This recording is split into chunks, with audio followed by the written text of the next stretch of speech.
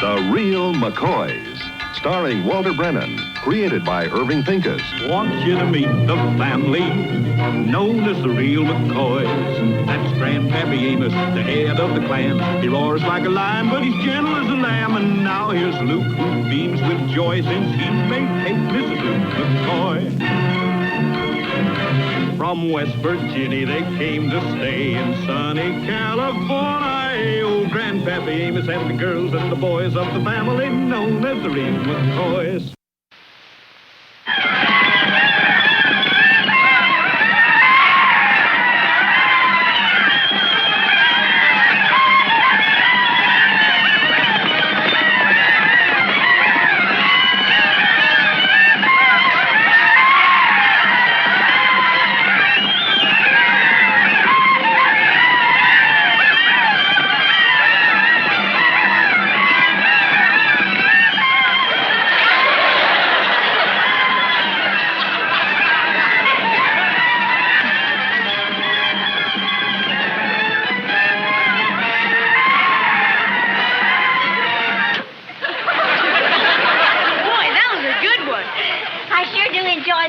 In town, Lou. Getting our shopping done and seeing free entertainment. Yeah, we can't ask for more. Except maybe an apple box to sit on. Hope you enjoyed the show. Yeah, I thought it was real keen. It was even better than last week's. I'm sorry to have to turn off the picture, but I'm getting ready to close. Oh, we want to thank you.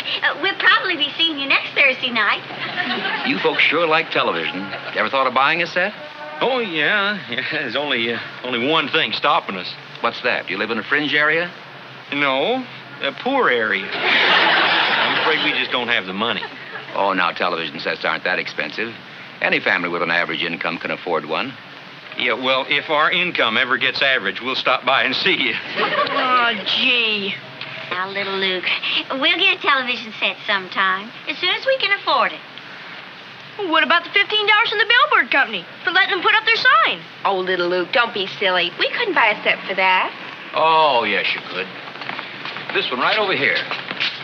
I've got it in the window for display, showing one of the first TV sets. You only go back to the storeroom. You can have it for $15. You mean we could have that one? That's right. Oh, boy! I think we ought to buy it. Me too. And now, wait a minute, everybody. The set works well. I'll guarantee that. It's not that. It's just, well, where this much money is concerned, everybody in the family has to have a say-so. And, well, there's one member we haven't even talked to yet, Luke. Well, you leave Grandpa to me. I'll just tell him how much we all want it. But, Luke... Now, just let me handle it. Mister, we'll be back tomorrow night after supper with the money for you. It's fine. I'll expect you. Good. Good night. Night. Thanks. Golly, we got a television set. We'll see all the big shows. Yeah, when I come home with a bad report card, I have a good excuse like all the other kids. It's a beauty. We can put the television set on this table, right over there. Okay. I can hardly wait. Me too. Look, turn Grandpa's chair around so he can see real good, huh? Grandpa will be able to see it fine from here. Well, I'm going to sit right here. Oh, no, you're not. You'll ruin your eyesight in that clothes. Yeah, you're liable to fog up the screen with your breathing. Must be Grandpa. Wait, he going to be surprised. Well, where is everybody? Oh, there you are. See, I got some great news. Grandpa, wait. Not right now, little Luke. I got something important I want to say. Now, what is it we've all been wanting more than anything else in the world? A television set. Of course not. A power saw. Sam Watkins got a humdinger. He's willing to sell it to us real cheap. The money we got from that billboard will pay for two. Well, what's the matter with everybody? Didn't you hear what I said? Yeah, well, to tell the truth, Grandpa, we was thinking of using that money for something special. Well, this is special. Now, you take that pile of firewood out by the barn. Why, with that saw, we'd zip through it just like nothing ain't all. Yeah, well, wait a minute, Grandpa. We got something to say to you. I'm monkeying with my chair here. Yeah, well, Grandpa, listen now. All of us, we been kind of talking things over, and we decided... We're getting a television. We're getting it tomorrow. I hear what that innocent child just said. Before I wash his mouth out with soap, I want one of you to tell me that it ain't so. No, it's the truth, Grandpa. We already talked to the man, and we made us a deal. Why, you can't do that. I done give Sam $5 deposit on the saw. He's bringing it over tomorrow. Well, for gosh sake, Grandpa, you could have told us first. we all want to spend that money for a television. Well, I ain't going to allow it. Not when I get a chance to buy a power saw that's in A1 condition. Gee, Grandpa. Why, that's pure foolishness. Squatting in front of a little black box all day, staring bleary-eyed at people who ain't more than 2 inches high. Grandpa, how can you say that? Oh, in no time at all, they'll disappear like buggy whips in high-button shoes. Now, look, Grandpa, it's getting downright embarrassing being the only folks in this community that ain't got a TV set. Well, many's the time I thought of putting an antenna up on our roof just for appearance sake. We know a power saw's more practical, but, well, there's times when a person's got to do things just for pure pleasure. We ain't got no time for pleasure. We got to spend all that time scratching the ground to get a living. Well, I was hoping it wouldn't come to this, but you got to remember, Grandpa, this ain't your money. It belongs to all of us. I can see we got to put this up to a family vote. Now, wait a minute. And you got to remember that that's binding on all us McCoys.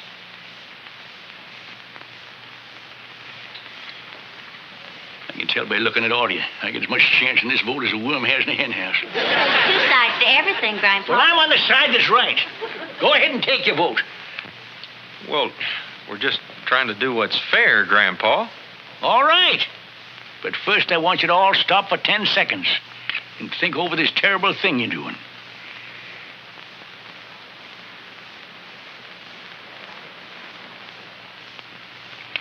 Time's up. All right. All those that want to use the cookie jar money to buy a television, raise your hand.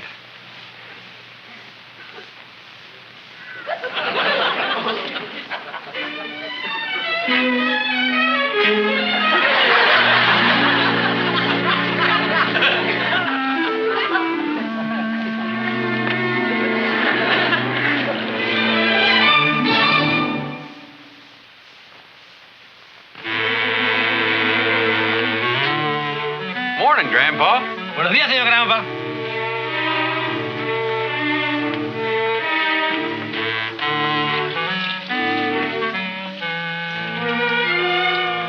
Here you are, Grandpa.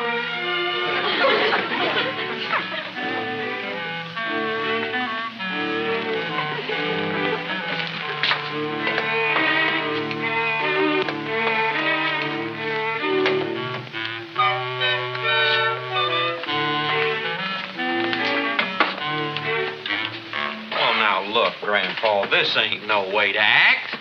I mean, just because we all voted against you yesterday, it's all over and done with now.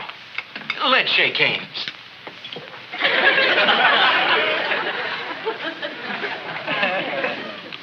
Well, now, doggone it, Grandpa, you can't go on like this forever. Sooner or later, you got to talk to us. Even if it's only to ask for the sugar.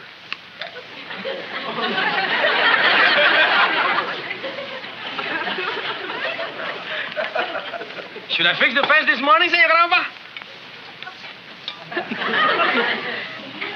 Well, Grandpa, do you want Peppino to fix the fence this morning or not? Well, in that case, I think I'll take the day off. I think I'll fix the fence. All right, suit yourself, Grandpa. But all your life, you've been blowing off steam. If you keep this bottle up inside you, you're going to explode. Can I fix you some eggs, Grandpa?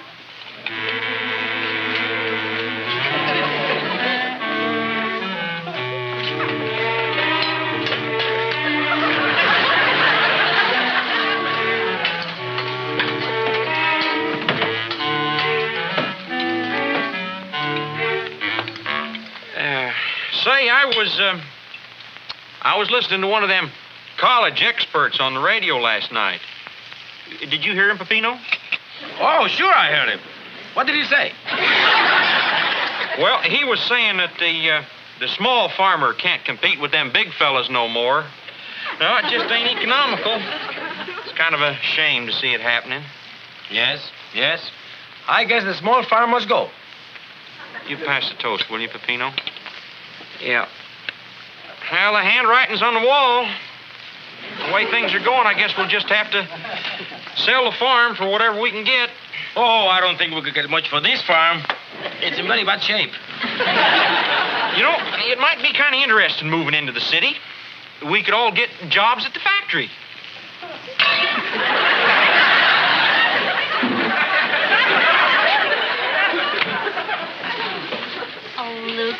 we just give up and let Grandpa have his old power saw? No, sirree, Bob. We took a vote fair and square, and I'm abiding by it. I can be just as ornery as he is. Senor Gramp is a very stubborn man. Bad temper. Hard to get along with. But he sure makes good eggs.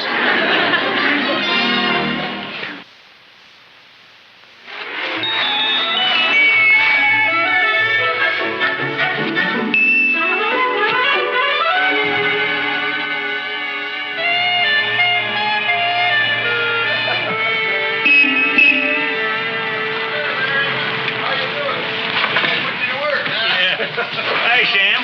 How you getting along? How are you? Oh, say, I got it right here for you. Look at that. Ain't she a beaut? Yeah. I got her all oiled and tuned up. Yes, sir. Once you get going with a tool like this, the air will be so thick with sawdust, the birds will have to stop flying and start walking. Huh, Amos? Sam, Now, you just give me the $15 you owe me, and the saw is yours. Sam, there's something I gotta tell you. Why, you'll have that pile of logs over there sawed up in no time at all. Maybe I ought to watch you cut a branch or two, just so as I get the hang of it. Sure, okay. Thanks. You'd sure like to see it work. But you've been working for some time, you'll know more about it than I do.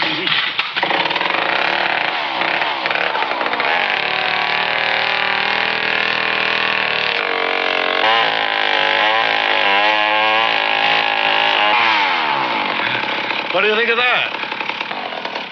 I'm pretty slow catching on to things. Maybe you better do a little more. Look, I ain't gonna saw up that whole pile of wood for you. You just give me the money. Well, no, I'm sorry, Sam, but I'm afraid the deal's off. You mean I gotta go all the way back to town and find me another customer? Now, don't go flying off the handle. Are you gonna buy this saw, Amos, or ain't you? Look, Sam, I want that saw worse than I want a lifetime pass to the county fair, but I just can't. You're making an awful mistake, Amos. You ain't ever in all your life gonna get an opportunity like this again. I know opportunity knocks but once and hardly ever knocks around here. So long, Amos.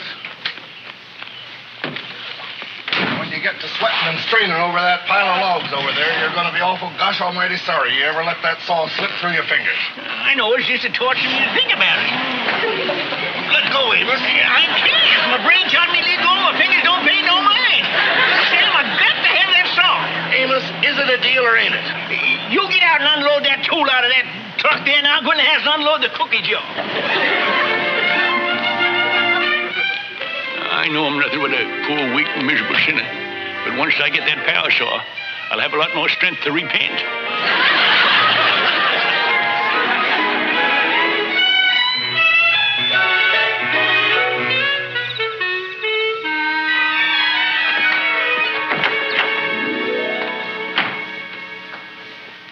Oh, shucks, Grandpa. You didn't have to do all that hard work. I would have done it.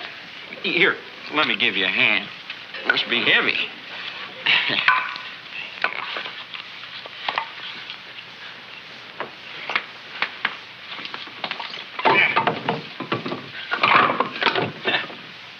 Well, that's a mighty clean job of sawing.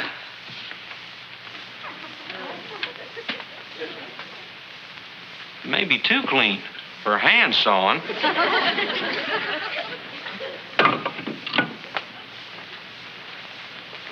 What is it, Lou? Well, I ain't sure. But there's something we better look into.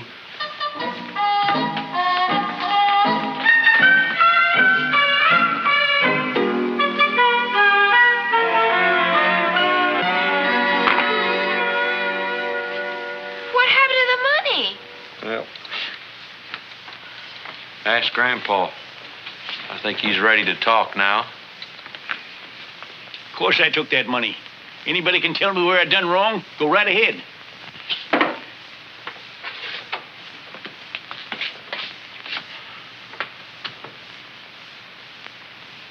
Shows a heap more sense to put our money into something practical.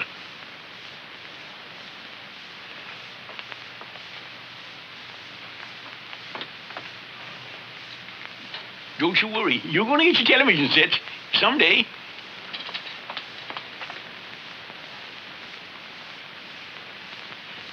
You know, little Luke, it ain't everybody can learn how to handle a power saw. But I'm confident that a bright boy like you, why, I can show you no time. Why, I'll go through them logs, zip, zip, zip.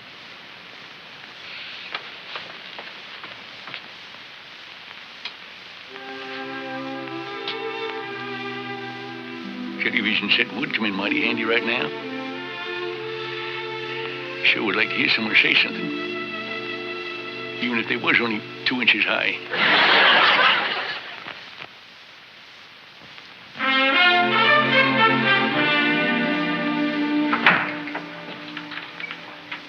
Well, where you been? It took you long enough. Now, hot biscuits. Where's the butter? I forgot. Biscuits without butter's like a potato without salt. Sorry. I guess it don't make no difference, Pepino, anyways. I'm going to have to get used to eating these cold meals out here in the barn with the rest of the animals. But, Senor Grandpa, you could be in the house having supper with everybody else. Sitting there with all them accusing eyes staring at me? Well, that's enough to spoil a man's appetite. I guess maybe you're too touchy.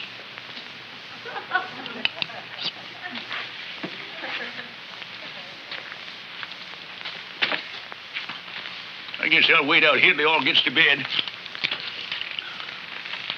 There's a couple hours yet.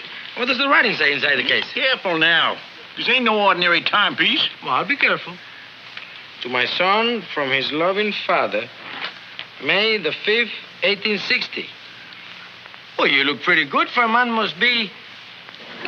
That date don't mean me, idiot. It's my grandpa's watch. He done give it to my pa done give it to me. Chihuahua! It's almost 100 years old. Yes, I'm going to pass it on to Luke. Providing we're talking by that time. Senor Grandpa, why don't you go in the house and apologize? I ain't got nothing to apologize for. But there was a vote and you lost. That don't make no difference. They was voting for foolishness. I suppose you know why they done it. Because they want a television. No. Because they're young and they don't know no better. Well, Senor Grandpa, maybe you have forgotten how it is to be young. I ain't that old. I remember every gall darn thing that happened to me when I was their age. You? Yes, sir. I remember taking a girl to the Monroe County Fair. Spent nigh on to $5 that day. $5, huh? Yes, sir. Stuffing ourselves with cotton candy and sarsaparilla and winning them Cupid dolls and all that foolishness. It sounds like you had a wonderful time. Tell me, was she pretty? Yes, she sure was. She had on a green calico dress and green ribbon in her hair, too. I remember that because it fell off when I kissed her out in back of the palm reading tent. She must have liked you very much. Yeah, another thing I done the first year I was married. I walked right into a store and bought my wife a solid gold locket, just like that. Cost me $10. Was it her birthday? No, it wasn't nothing. I've been trying to figure out to this day why I'd done something so foolish. Well, Senor Grandpa, I don't think it's foolish to spend your money to make people happy. Oh, what did I get to show for it? You got some very nice memories. Yeah, I can picture Luke and Kate years from now talking about their memories and the beautiful, wonderful, exciting power saw that their grandpa bought them.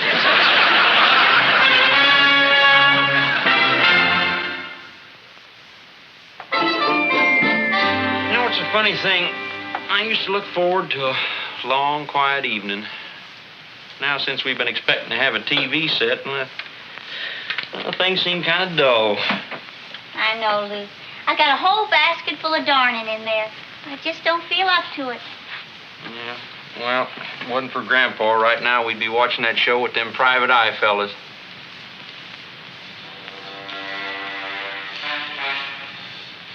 You know, I can almost hear the music from that show right now.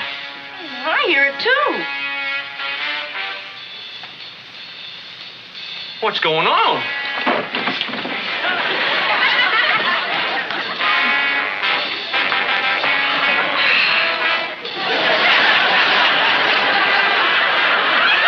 You got it after all. Yeah, I'm regretting it already.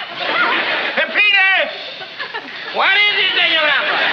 I ain't getting no picture. Turn the antenna again. Okay. He sure do want want to thank you, Grandpa. I know what it meant to you to sell your power saw so we could have this. I never did know such a thing. Power saw's out in the barn where she belongs. You got a picture now, Senor Grandpa? No! It's like taking the goddamn contraption, tearing the innards out of it, and use it for incubating. Let me try, Grandpa. Hey, Grandpa, just where did you get the money to buy this? Never you mind. I got ways. Maybe I can still see A Tale of Two Cities. What time is it, Grandpa?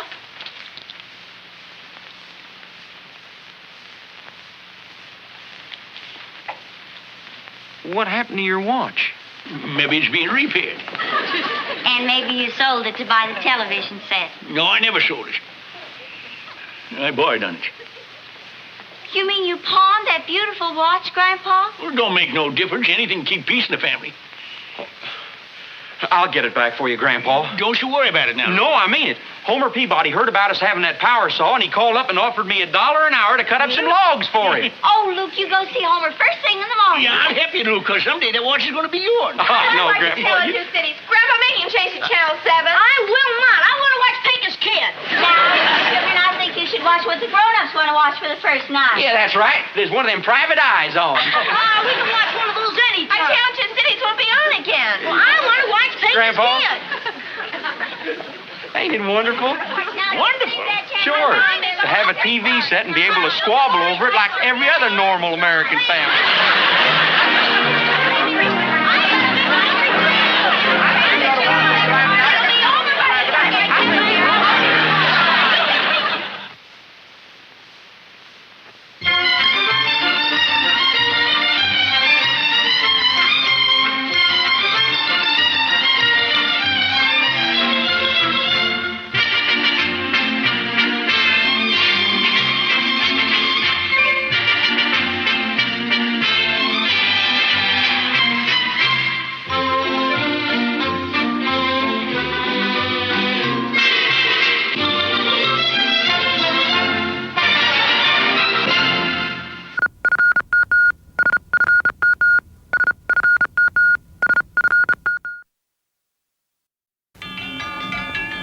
The Real McCoys, starring Walter Brennan, created by Irving Pincus. Want you to meet the family known as the real McCoys. That's Grandpappy Amos, the head of the clan. He roars like a lion, but he's gentle as a lamb. And now here's Luke, who beams with joy since he may take Mrs. Luke McCoy. From West Virginia they came to stay in sunny California. Old Grandpappy Amos and the girls and the boys of the family known as the real McCoys. Bye, Grandpa. Bye, little Luke. Oh, little Luke, are you sure we packed your flannel pajamas? Yes, Kate, I told you before. Oh, sugar babe, stop fussing over the boy, will you? Yeah, Kate, he's just going visiting for a couple of days. He ain't been drafted, you know. Now, little Luke, you remember, if you get lonesome, you just phone us. We'll be there to pick you up in 5 minutes. Yeah, Grandpa, do you reckon when little David went off to fight Goliath, his sister took this long to say goodbye? Now, you hush up. He's only 12 years old, and this is the first time he stayed away from home overnight. Bye, Grandpa. Bye, little Luke. Drive careful, Luke. You got your toothbrush? Bye, Kate. Bye. Bye. I don't know what's going to happen to these young folks, the coddling and pampering they're giving them nowadays. Why, when I was his age, I got my first bill for board and room from my pappy. Grandpa, What? look at this. Well, dog my hide. What's happened to the water? We paid our water bill, didn't we? Well, sure. Well, come on now, water. Come on, quit fooling around.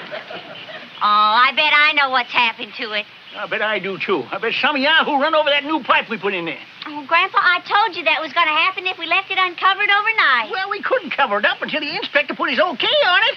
Besides, Luke painted a great big sign telling the folks the pipe was there. He did? He sure did. Big as life, and I stuck it in the ground myself. I'm going up there and see if I can find that yahoo so dumb he can't even read English. What'd the sign say? Well, what are you asking me for? You know I can't read.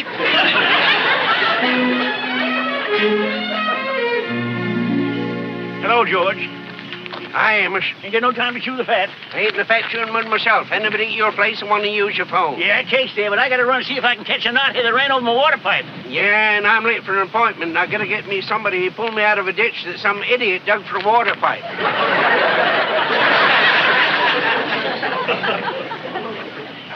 Just this side of the bend in the road? Yep. Right alongside the shoulder. That's it. Amos, I apologize for calling you an idiot. That's all right, George. I'm sorry I called you knothead. I had no idea you was the knothead I was talking about. That's okay, but too bad you didn't think to put a sign alongside that ditch. It's just a shame you didn't see it. See what? The sign big enough to swat an eagle with? Amos, I'm standing right here telling you there wasn't no sign. And I was standing here listening. And now I'm standing here so you can hear me whilst I repeat what I done said. I put up that sign yesterday afternoon with these two hands. Can you see them? Or can't you see that fur? Amos, old friend, I don't know what you done with these two hands, but I do know what I seen with these two eyes, and I'll tell you what I seen. No gosh darn sign, that's what I seen. Now, look, George, ain't no sense in us getting riled up about this thing. The gall-darn pipe probably cost only about $20, and why, you can afford that easy. Look, if there was a sign there, where's it now? Well, it's probably under your car, where you run over it after you knocked it down. Okay, let's take a walk up and find it. Okay, friend? Right, friend. No hard feelings? Just lean on me, old timer.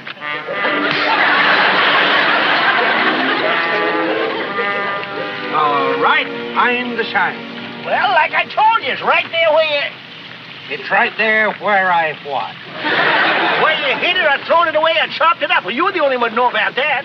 Why, you two-faced, four-flushing old fake... Yeah. George, you can call me names from the time the sun comes up and goes down again. But you still owe me $20 for my water pipe. You know when you'll get the $20 for the water pipe? When the robins wear green overalls. Keep it up, George. Just keep it up. You're going to force me to take you to court and sue you for the $20. Go ahead, take me to court. I'll fight you every inch of the way. Why, I might even sue you for trying to ruin my character, too. I can't ruin something you never had. Good day.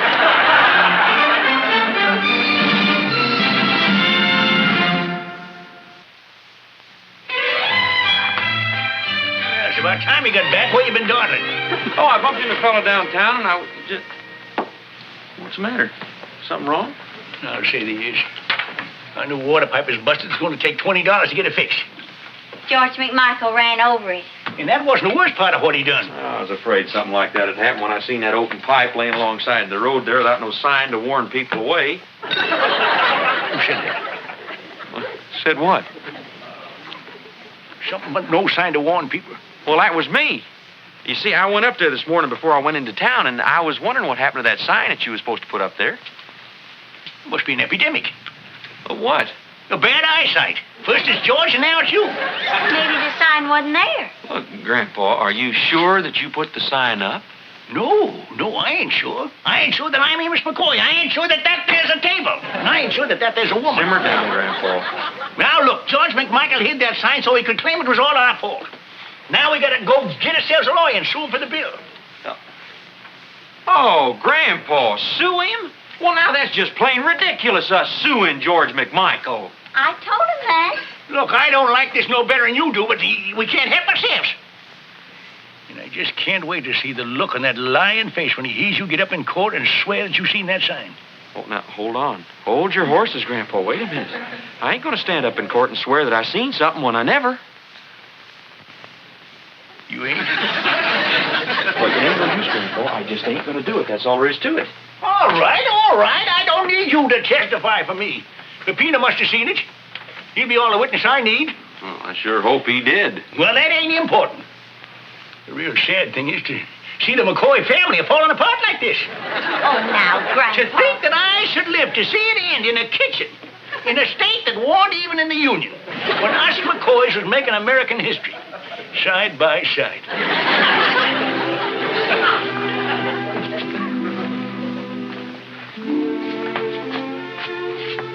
I guess guess there is such a thing as living too long.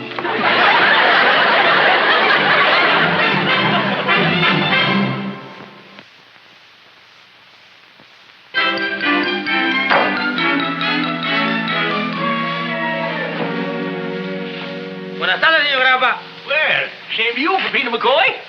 McCoy, you adopted me? Ah, you know, I was thinking of you as a member of the family. Sure. Every time you don't have the money to pay my wages, I love to belong to your family, señor Grandpa. I just can't afford it. I wasn't thinking of your goddamn wages. Well, I'm sorry. What's wrong, señor Grandpa? You look a little worried. Say, Peter, was you out on the road there where they laid that water pipe either last night or early this morning? See, I was by there last night. Oh, you couldn't have missed it then. What? The sign that Luke made warning people away from the ditch. Hey, that's a very good idea. You should do that. I mean, I sure did. You did what? Put up the sign. You seen it. I didn't see no sign. Now, Peter. Here, sit down here a minute. You don't know what's been going on around here. George McMichael runned over our water pipe and busted it, see? Ay, Chihuahua. And not only that, he don't want to pay for it because he said there wasn't no sign up there. Now, I know that ain't true because I put the sign up there with my own two hands, see? No. Me, no. You don't see? Oh, see, I see. I said no because you said see. And I thought it was a Spanish see, so I said a Spanish no. See? English or Spanish? English. Well, let's keep it that way. Now, Peppina, I got to have me a witness that's seen that sign along by that ditch so's I can sue. Son, you're going to make a handsome-looking sight of sitting in that witness chair, all slicked up, with them new yellow shoes of yours are dangling about 6 inches above the floor. Senor Grandpa, do not butter me up. You're not going to get a chance to cook me. I did not see no sign. Now, wait a minute.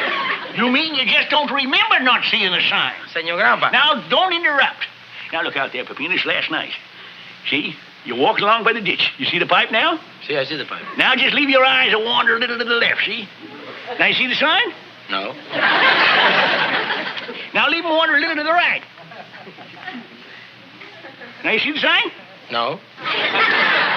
You see yourself a sitting on the street a begging for pennies because you lost your job? Oh, no, Senor Grandpa. Well, that's what you're going to see unless you take another look and find that sign.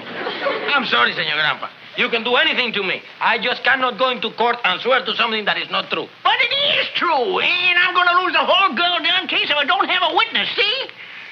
English or Spanish?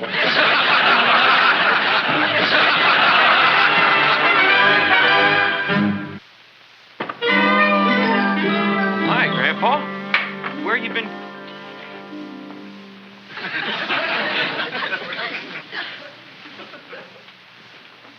I guess Grandpa heard about George's lawyer coming over to take a statement from me, huh? He sure did, Luke. He's fit to be tied. Well, when George asked me if I seen the sign, I had to tell him the truth. You done exactly right, Luke. What else could you do? Well, that must be the lawyer now. I'll go in and talk to Grandpa. Yeah, do that, will you? And try to make him understand.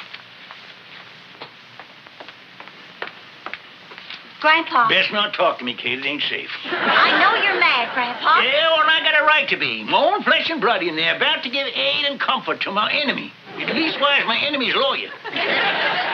Pitiful, that's what it is. Just pitiful.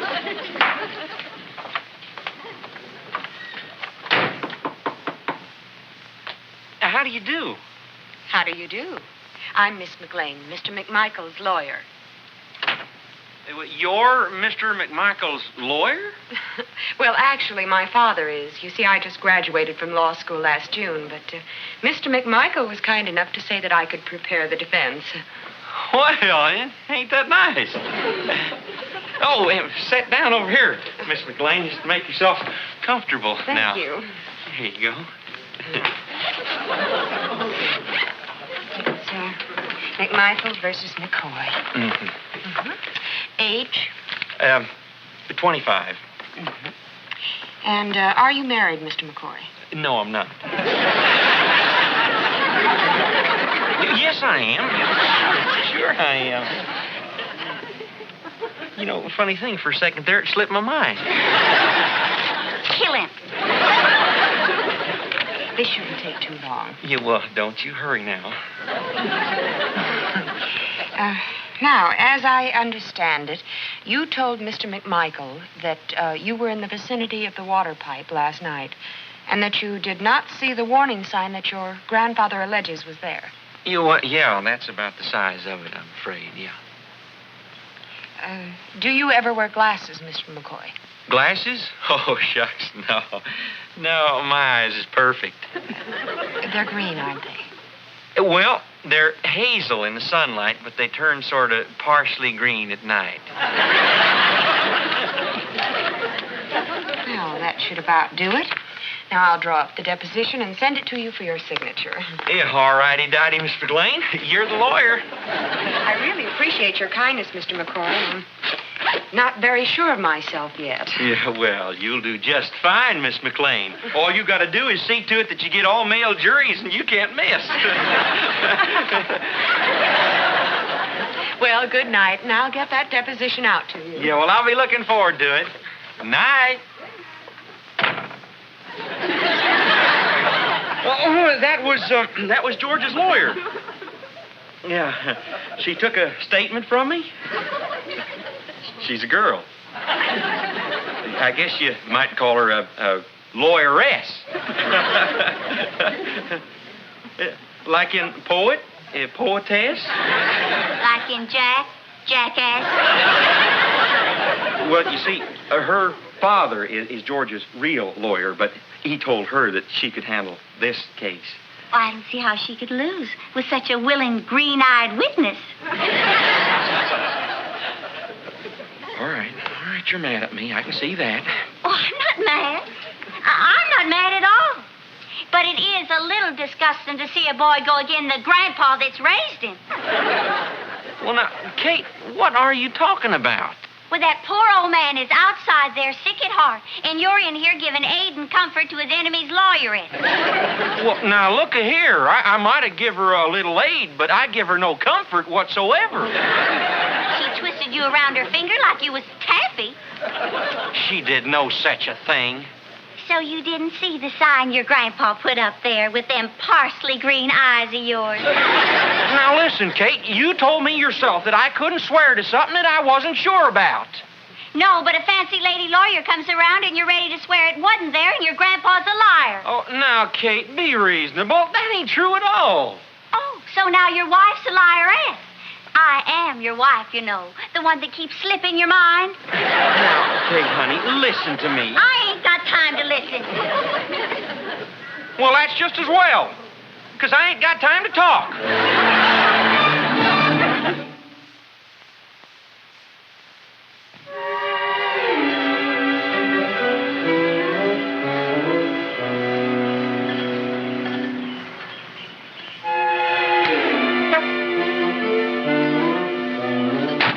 Morning, Peppino. Morning, McMichael.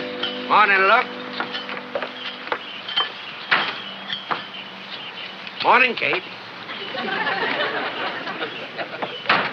Oh, hold on, Amos. I want to talk to you. Yeah, Amos. Well, you still got me. Nice weather we having, no? You think it'll rain soon? Peppino, what's going on out here? Well, let me see. Senor Luke is mad at everybody because Senora Kate is mad at him. Now, Senora Kate is mad at him because he's going to be a witness for you. I was afraid of that. Now, Senor Grandpa is mad at Luke for the same reason. And Luke is mad at Senor Grandpa because Senor Grandpa is mad at him. But I'm not mad at anybody. So if you want to talk, start in. Yeah, I want to talk.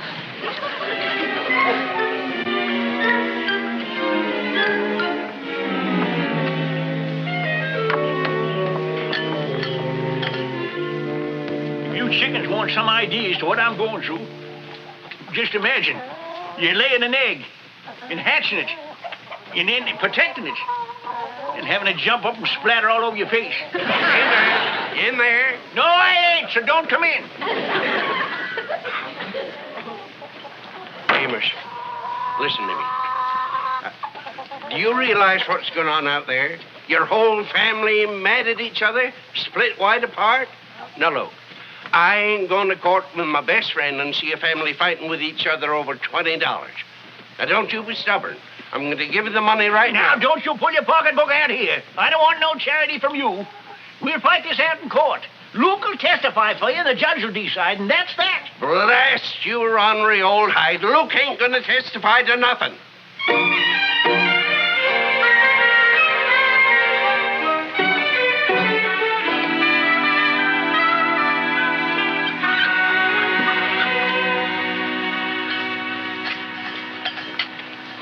Look, how come you didn't see that sign? I seen it. And I hear you didn't see it neither, huh? What's the matter with you two fellas? You need glasses or something? But, George, wait. You saw the sign? Sure, as big as life. What did it say? It said that... well, why ask me? You made it, didn't you? But right here, I'm admitting I seen the sign, and I drove into the ditch in spite of it. Oh. Yeah. So I owe you for the pipe, and there's no sense of going to court. Now you can all start talking to one another. As for you, it galls me to admit you beat me. But, well, I beat you so many times at horseshoes and checkers, I reckon you ought to get ahead of me in something. George, Yeah? something I want to say. Oh, there ain't nothing more to say. Come on up to my place. I got a jug of cider in the barn. No, thank you, George. But I do want to thank you for lying for me. I know, but now there wasn't no sign there. I guess they just ain't as sharp as they used to be. Well, Amos, All I just know is I got older, my brain would get a little soft. I never expected to get so mushy so soon.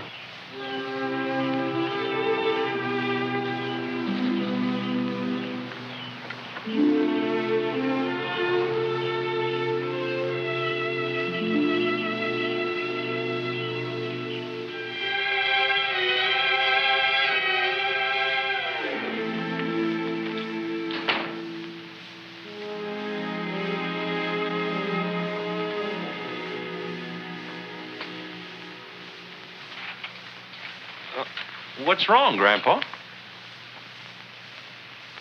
I hope you two never get to know the feeling I'm having right now. You know, Luke,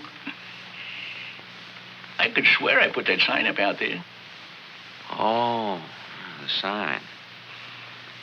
George says he saw it. You know darn well he was lying. Luke didn't see it. Peppina didn't see it. Yet I remember putting it up. Grandpa, if you remember putting it up, I'm sure you did. Yeah, so am I. Yeah. Now that I think back real hard, I remember seeing something up there that looked like a sign. You know, much obliged, Luke, but it ain't no use. We just got to face it. The old brain's been working too long. Oh, Grandpa, don't be talking that way. Hi, everybody. Oh, hi, little Lou. Hello, little Lou. Did Mr. Anderson drive you home? Yeah, I had a great time. And I'm glad I got back. I got to get to work on my wagon. Well, I didn't know you was building a wagon. Sure, I've been collecting lumber. The other night I found a great piece for the bottom. Well, I meant to tell you in case you wonder where the sign went. Where'd you find that sign? Sticking in the ground by the new water pipe. I got it in my closet.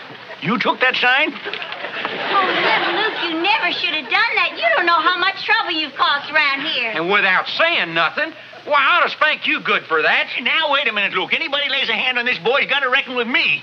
Maybe I ain't so full gone after all. You say, how about a piece of pie and a glass of milk, little Luke, huh? Yeah, sure. Say, we get to work on that wagon of yours first thing in the morning. I think I know where I can find some rubber-tied wheels for it. No kidding? Maybe we can get a motor somewheres, too. What you need a motor for?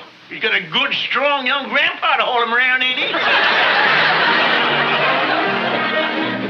Hi, Milton.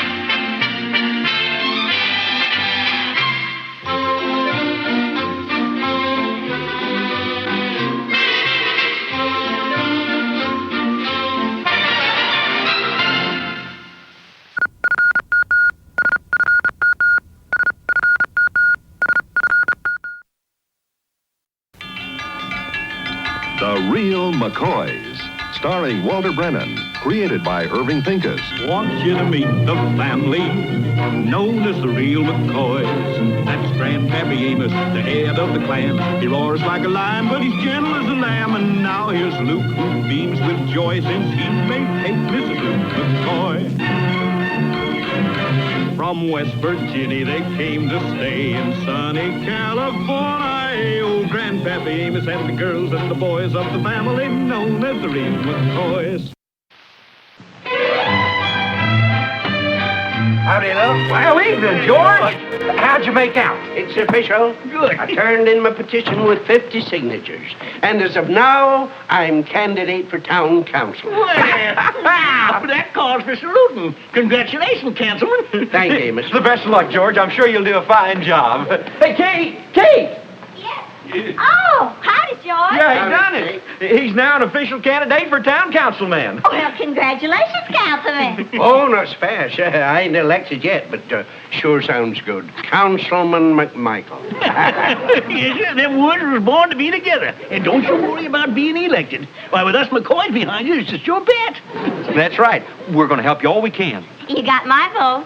You always want to eat more than that, Kate. We got to help him get some more. We sure do. Oh, say, I just made some fresh coffee. I'll get some. You set yourself down, George. Who's running again you? Tom Murdoch. Oh, the school teacher? Uh-huh. Oh, Hassie's in one of his classes. He teaches political science. A science teacher running for councilman? What's she know? Grandpa, political science is the science of politics. Mr. Murdoch's also a civic administrations major. Well, so what? George is in the Army, too. Yeah, don't you worry. George will lick him. George is a very popular man around these parts. Well, George, I guess you're going to have to do some campaigning. You know, speeches and appearances and the like. Oh, I am too, Kate. Yeah, I got a lot of ideas about making improvements and putting through certain changes for the benefit of all concerned. You hear the way he said that? Councilman McMichael, you're a man with a golden tongue. What changes you figuring to make, George? Well, them parking meters in Main Street. I'm going to have them removed. But that parking meter money's going for... I'll tell you what the parking money's going for. More parking meters. Well, I'll tell you one thing. They're sure a pain in the neck. I never seem to have no change on me. But I heard they was going to use that money to buy more school buses. Well, what do they need buses for? Let them walk to school. It's good exercise. Wait a minute, Grandpa. Let's hear what Kate has to say.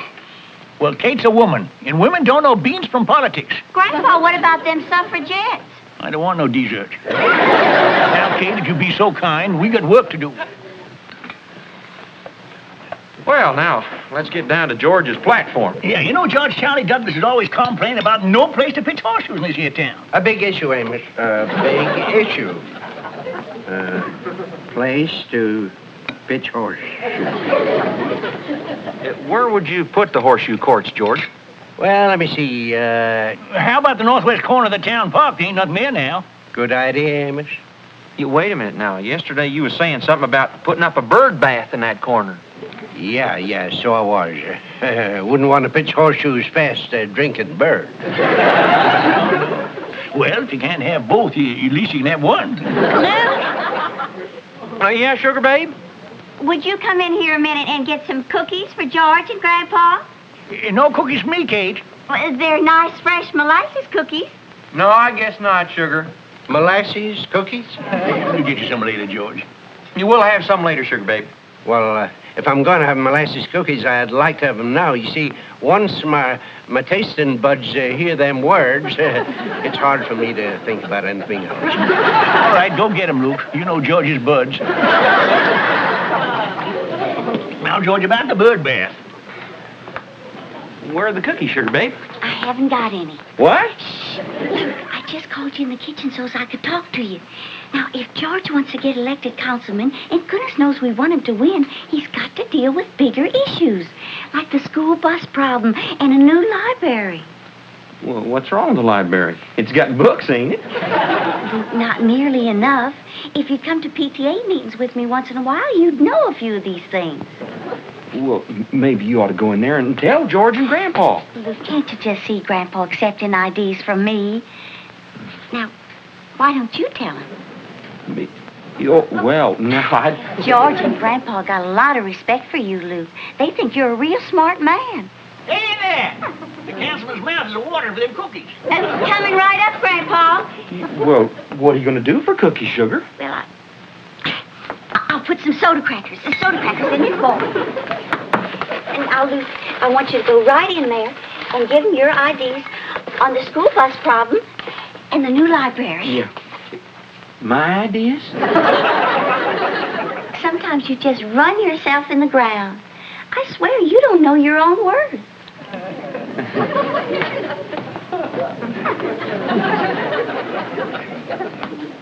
Well, what took you so long? George's molasses tooth here's been a-screaming for mercy. George. Grandpa, I've been thinking about something, you know. We might have overlooked a couple of things, and they're mighty important. These look like soda crackers. Like what, Luke? Well, the school bus problem, for one. There must be some mistake. Oh, you're back on the school bus again, huh? Well, it ain't only the school bus problem, but... Well, Grandpa, did you know that our town library ain't worth a hoot?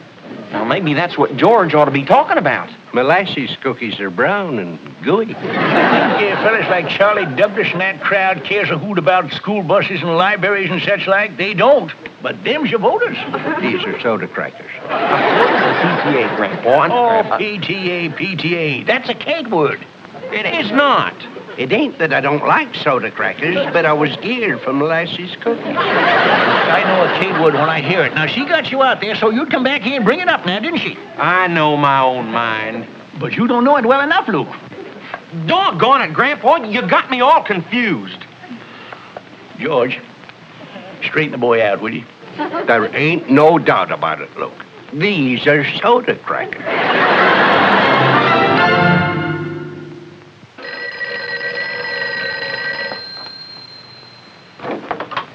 Hello? Oh, hello, Emily. How are you? Oh, good. Oh, ain't that exciting? It's Emily Brokaw. She's on the Murdoch for Councilman Committee. Oh, hang up on her. Grandpa, I can't do that. Yes, Emily. He what? Well, I tell you, I'll call you back in about half an hour. Okay? Bye-bye. Now, how did a nice girl like Emily ever get mixed up with them Murdochers? Well, the reason she called, Grandpa, she's making appointments for Mr. Murdoch to do some door-to-door campaigning. Oh. He wants to come and talk to us. What?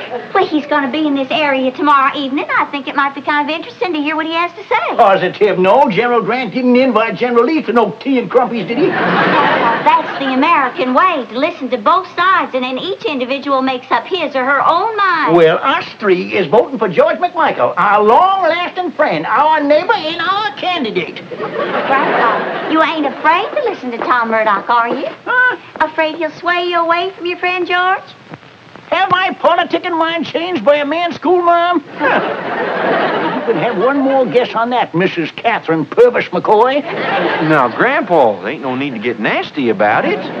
Luke, you haven't said a word about all this. Don't you think it's only fair to listen to the other side, too?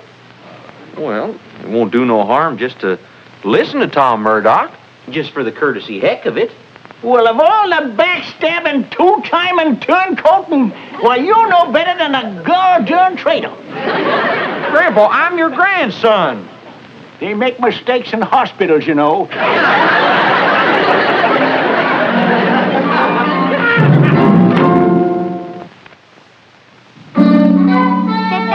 Thank you. Yeah, here, sugar. Well, I want to thank you for letting me come out and talk with you.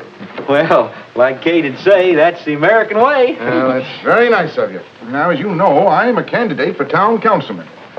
We heard that, yeah. Needless to say, I'm out here because I want your vote. But I want you to know what you're voting for. Now, I've given a great deal of... Just going on about my business.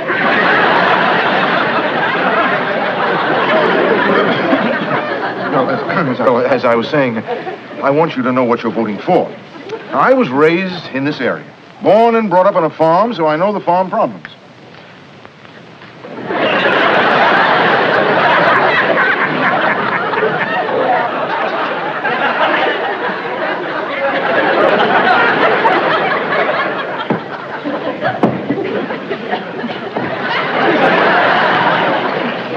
Grandpa is campaign manager for George McMichael. I sensed that. Well, actually, that's why I'm out here. I know this is McMichael's territory. Well, as I was saying, I know the farmers' problems. Well, that's good to know.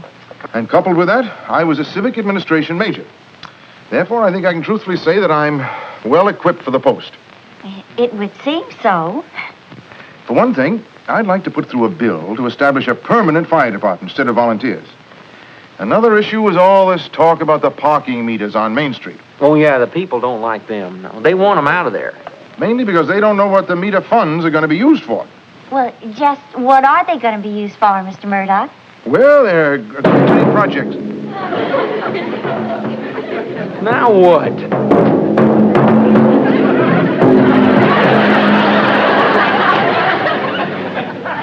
I just tuned up my large drum. Couldn't you do that out in the barn? And tense up the chickens? About the parking meter money, Mr. Murdoch? Oh, yes, well, what I plan to push through is the use of those funds for additional bass drums. I said bass drums, didn't I? Grandpa, we'd appreciate it if you'd leave so's Mr. Murdoch can talk to us. Well, I just wanted to remind Luke about writing that speech for George McMichael tomorrow. I'll write it later, Grandpa. Good. And be sure to put in that George is the best man for the job. Sorry, Major.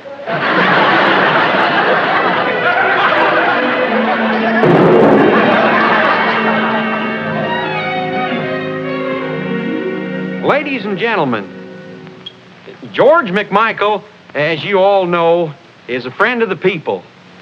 He stands for... He has always stood for the interests of his fellow man. He also stands for... Go on, Luke. He stands for... Oh, why don't you tell him about how he wants to put on some more school buses so the children won't be cold in the winter? Good. Yeah, I'll put that in. He wants more... Wait a minute, that's a Murdoch idea. George is against that. Oh, that's right, Luke. I'm sorry. He stands for... Oh, Luke, you could tell him how he wants to establish a permanent fire department instead of just volunteers. That's a good one. I forgot that. Yeah. That's another Murdoch idea.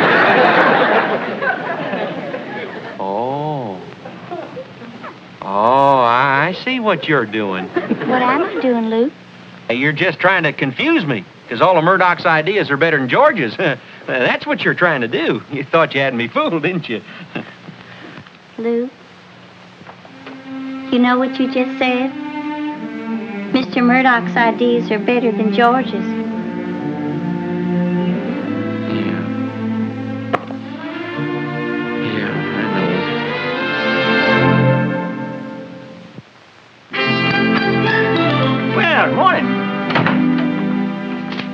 Come you get your work clothes on. Why ain't you dressed for town politicking? Well, Luke? I'll tell him. Tell me what? Well, there ain't no hurry. Oh, Luke. Worried about your speech? Well, Well, don't leave it worry you, boy. George has rented himself a pickup truck with electricity microphone in it. You can talk into, you see. You folks will hear you from miles around. Get your speech all wrote out? Getting late, Luke. All right. Grandpa, there's something important I gotta tell you. It's Councilman McMichael.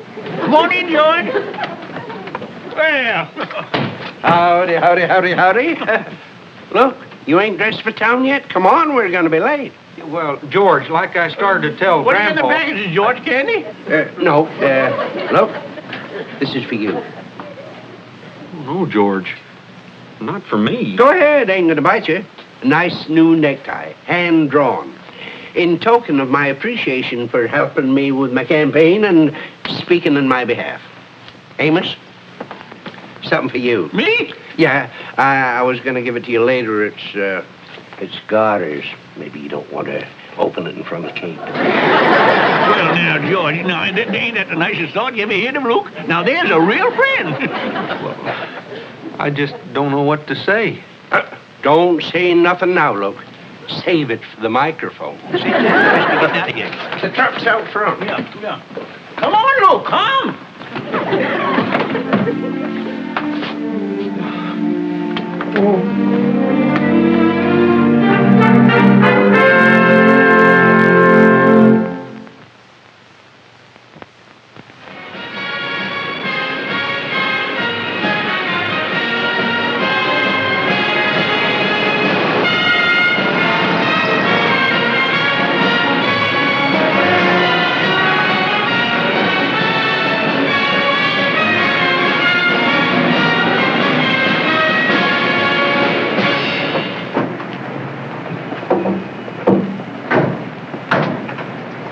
This ought to be a good spot, Amos. Lots of people walking to and fro. Don't go away, folks. We're going to have some speech making on the electricity microphone here. Luke, get us stood up in the truck bed, will you? Okay, Grandpa. George.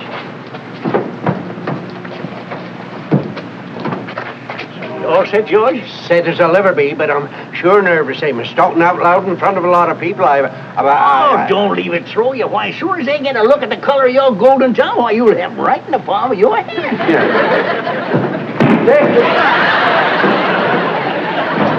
Testing. 1, 2, 3, 4. 1, 2, 3, 4. 1. I almost swallowed my golden tongue. She'll carry, don't it? Well, she's all tuned up, George.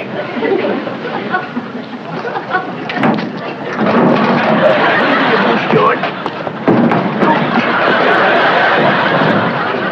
This boy's a statesman. He ain't a mountain climber.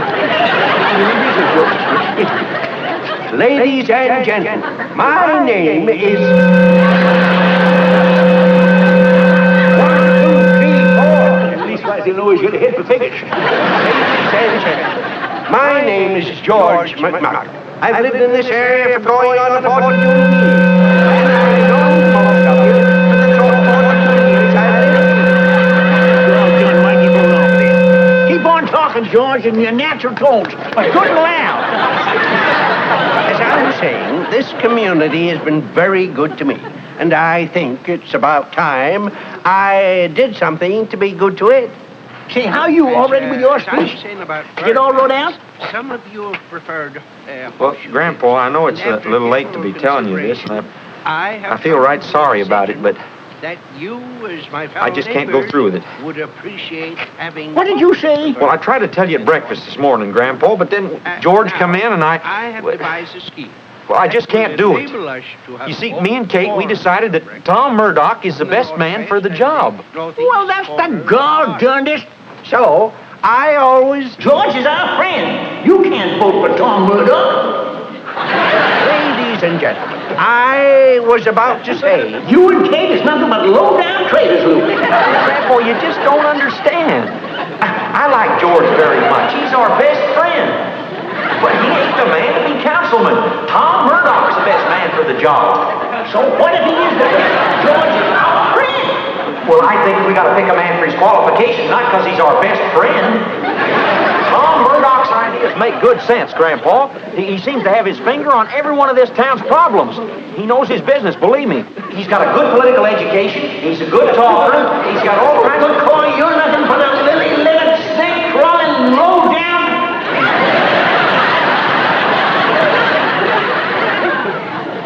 Way after 12 o'clock. The polls have been closed for 5 hours. They sure ought to know who won by now. Luke, we'll find out soon enough. Well, I just hope George won. It's the only way Grandpa's ever going to speak to me again.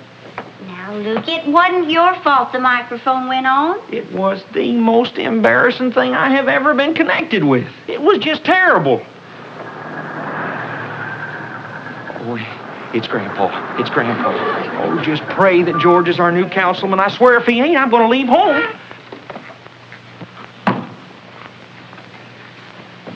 Will you help me pack, Kate? That might be a good idea, Mr. Benjamin Arnold. George lost, huh? Yes, by one miserable, lonely vote. Oh, no. Oh, yes. If you two had voted for the man in the Navy of love, why, he'd have been our next councilman. We're sorry, Grandpa. Oh, sorry, don't feed the bulldog. Your best friend, a man who'll give you his lifeblood, who pulls you out of at least 1,001 scrapes, who fed us during the drought. Why, the man's more of a kin than he's a neighbor. I don't know how you two is ever going to look yourselves in the face the rest of your whole lives. Turning on George McMichael. Why, Amos, simmer down. It ain't doing no good to talk to these two, George. I just hope you accept my apology for the whole family.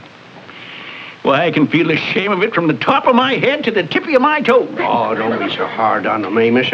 I know somebody else that helped Murdoch win. Leave me at him. Amos, it was me. You? Yep. The other day when Luke was talking on Murdoch's behalf, I couldn't help overhearing, and, well, he sounded like such a fine candidate. I voted for him myself. Well, I'll be. Well, if that don't beat all, I've a half a mind to give you back your garters. It's a mighty big man to do what you done. Oh, it weren't nothing. I saw the handwriting on the truck. Amos, I'm sorry I let you down. I know how hard you worked to put me across. I guess I never had a loyaler friend than you, Amos. Well, George, I was sort of counting on you to be the next councilman. Now I'm going to have to pay it. Pay what? A ticket I got for over parking by one of them meters. I figured you was going to have them all pulled out, so I couldn't see no sense in throwing good money after bad.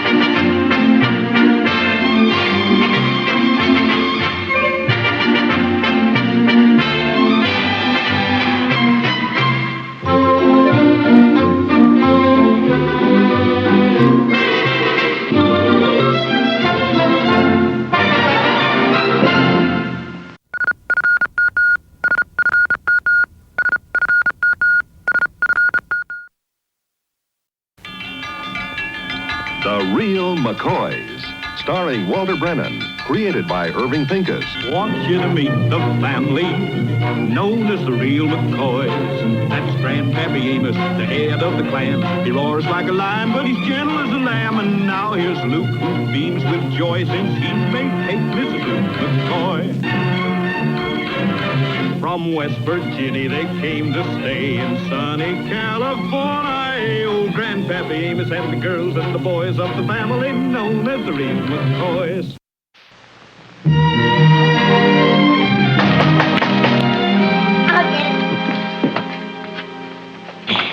Hi, George. I'm Rory. All set up for you. All right, how are you? Just drove by to say no checkers tonight, Amos. We're going away on a little trip. On a trip? Yeah, that's right. Be gone maybe, a couple of days. Well, bye, folks. You wait a minute, George. Ain't this kind of sudden? And you're leaving this time of night? Yep, we'll be running along. Oh, wait a minute now, George. What's the rush? Where you going anyways? We're, going upstate, Amos. What you might call an emergency. See you in a few days. Bye, everybody. Yeah, well, bye. Bye. Bye. Well, this sure ain't like them, is it? It sure ain't. Last time they was getting ready for a trip, they was getting ready for 8 months. And they didn't seem to want to talk about much neither, did they?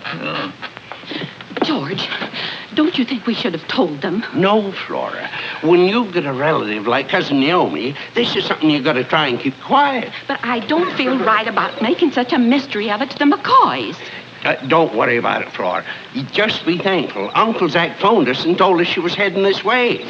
Paul Revere didn't give no greater service. I still think it wouldn't have hurt to tell them. Will you please forget about it, Flora? Why, the McCoys would think it was cruel running away from a blood cousin. But if we just told them what she's like. How can you tell anybody what Cousin Naomi is like? Ain't nobody made up the right words yet.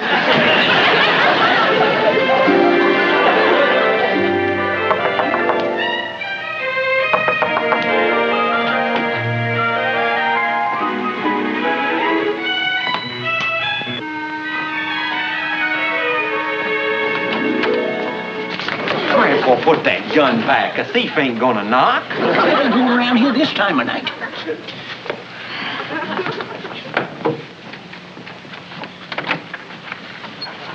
Oh, I'm so sorry.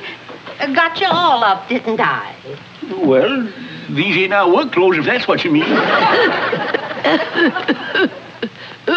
Is anything wrong, ma'am? I'll be all right in a minute. It was just the excitement of the train trip and the cab, and those stairs outside were a little too much for me. Won't you come and sit down for a minute? Oh, you're very kind, dear. Oh my, I'm shaking all over. Say, we could give her a belt out of that jug of medicine we brought from West Virginia.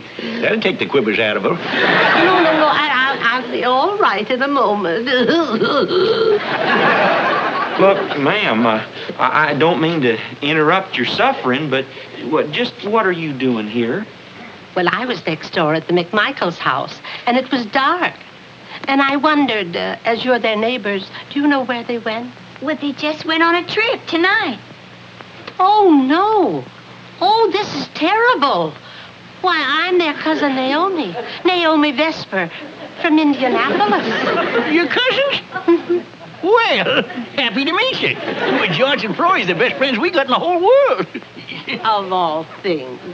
We're the McCoys. My name's Amos, and this is my grandson, Luke. Howdy. And that's Kate, Luke's wife. Pleased to meet you. The McCoys, of course. Why, they've written so much about you. How wonderful and warm-hearted you are. There ain't nothing we wouldn't do for George and Flory. It never occurred to me that they wouldn't be home. They've written me so often asking me to visit them. Well, they're only going to be gone a couple of days, maybe less. It was sort of an emergency, I guess. Well, I'd better be finding a place to stay tonight. You've been so kind. Now, wait a minute. You're going to stay right here tonight. Oh, you're very generous, but I couldn't impose. Oh, well, you wouldn't be imposing, Miss Vesper. Cousin Naomi. Cousin Naomi. Oh, you make me feel like I'm one of the family. I just can't argue. Thank you so much. Kate, of course, I would like for to have Cousin Vespi stay here, too, but when do you figure on sleeping her? Well, Grandpa, you can go on in with little Luke, and she can have your room. Yeah, but Kate, don't you think it's best if she go to a motel where there's sure to be a doctor on duty and there has hot soup and such like? Grandpa, she's best off right here. Look, lady, what's it gonna be? The clock is still running. Oh, she's staying here. You can bring her things on in. Right. And be careful of the little brown bag. It's full of my medicines. Yes, ma'am. I'll sign one of my traveler's checks. That is, if I can hold a pen. But my hands are shaking so. Oh, now don't you bother. Grandpa will take care of it, and you can settle it up with him in the morning. Oh. All right, Grandpa? Yeah, but shaking signature is still legal, you know. I'll show you your room. Well, I better get the cookie jar. All right, come on in. It's 7:45. Well, you better reset your watch, mister. It's way past midnight. That's the fare. $7.45. Fair? What'd you do, drive her all the way from Indianapolis? No, sir. $1.45 of that is for waiting outside while she was in those 3 bars. Bars? She said she was calling her cousins. Here you are, Grandpa. Hey, look, you know what the cab fare was out here? $7.45. You'll get it back in the morning. I know, but it sure don't make for a good night's rest.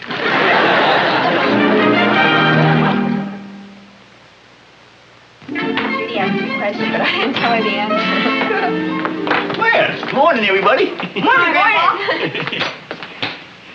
Oh, Grandpa. Well, I didn't want her to have to run around looking for a fountain pen in her condition. She's very sweet, but she's not too well, poor thing. Well, I'm not too well either. I couldn't sleep. Grandpa, did you have last night? No, I didn't. I couldn't slip on the roof. And I don't know what you're complaining about. It's churning around all night, sticking your elbow in my face and then kicking me in the stomach. Pancakes and bacon. Sure smell good. Grandpa, it's just for one more night at the most. And remember, she's George and Florrie's cousin. They'd be mighty upset if we wasn't hospitable. All right, let's forget the whole thing. I'll take my pancakes and bacon, though, now, Kate. They look ready. Yeah, me too. Now, wait a minute, you two. Are you forgetting we have a guest in the house? Well, we'll leave some for it. Good morning, everybody. Well, Cousin Naomi, my, you look bright and shining this morning. Oh, I didn't think I did. I didn't sleep very well. Oh, who are these two little dears? Oh, I'm sorry. This is Luke's sister and brother. This is Hassie. How do you do? And little Luke. Hi. No. Oh, you better run along to school. You'll be late. Goodbye. Nice meeting you. See you later. Bye. You want to sit yourself down here? Yes, I will, thank you. I'm so sorry you didn't sleep too well. Was anything wrong? Oh, of course not, dear. I'll make up for the sleep I lost after lunch when I take my nap on that nice soft couch in the living room. Oh, that was it. Your mattress was too hard. Oh, dear. Oh, I wouldn't have had you know for anything in the world. Well, I'm sorry. Luke and I'll change with you. Our mattress is softer. Well, now, it ain't that much softer, Sugar Babe. I mean, it's a question whether it'd make any difference. Sue? Well, I don't want to be a nuisance. Don't be silly. I'll get you breakfast. Set this fountain pen down the inside of your plate in case you need it for something or other. Or to sign something. But I can't think of anything I'd need it for right now. See, your hands is nice and steady this morning, no shaking or nothing. Yes, I feel a little better, but things take time. Yeah, I'm beginning to see that. They smell simply delicious. I just know they're going to give me the strength I need. I hope so. There's plenty more when you finish those. Kate, you're so thoughtful. You're only getting your strength back, but you're picking up a lot of speed, too. Kate,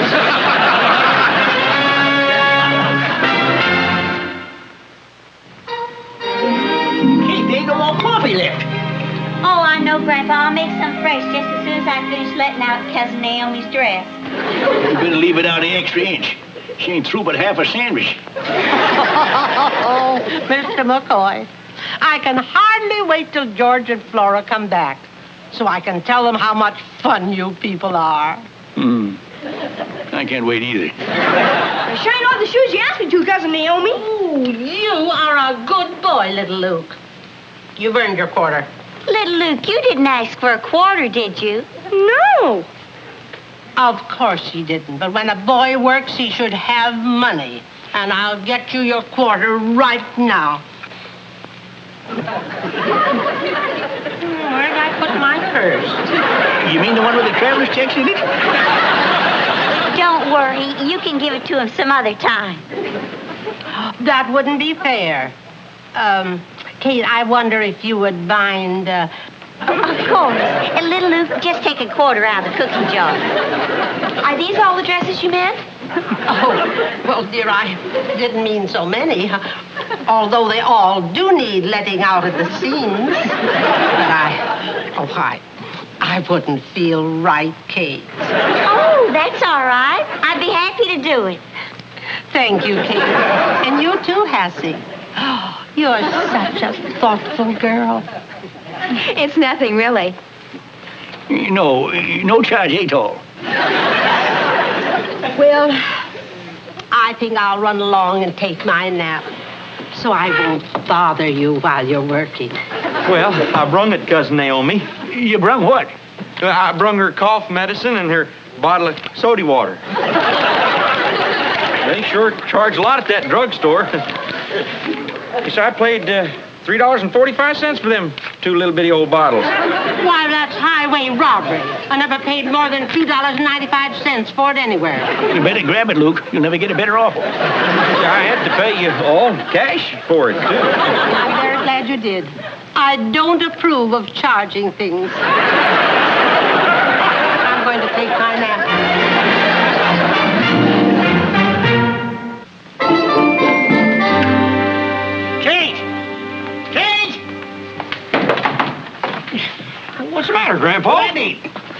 Now, where is it?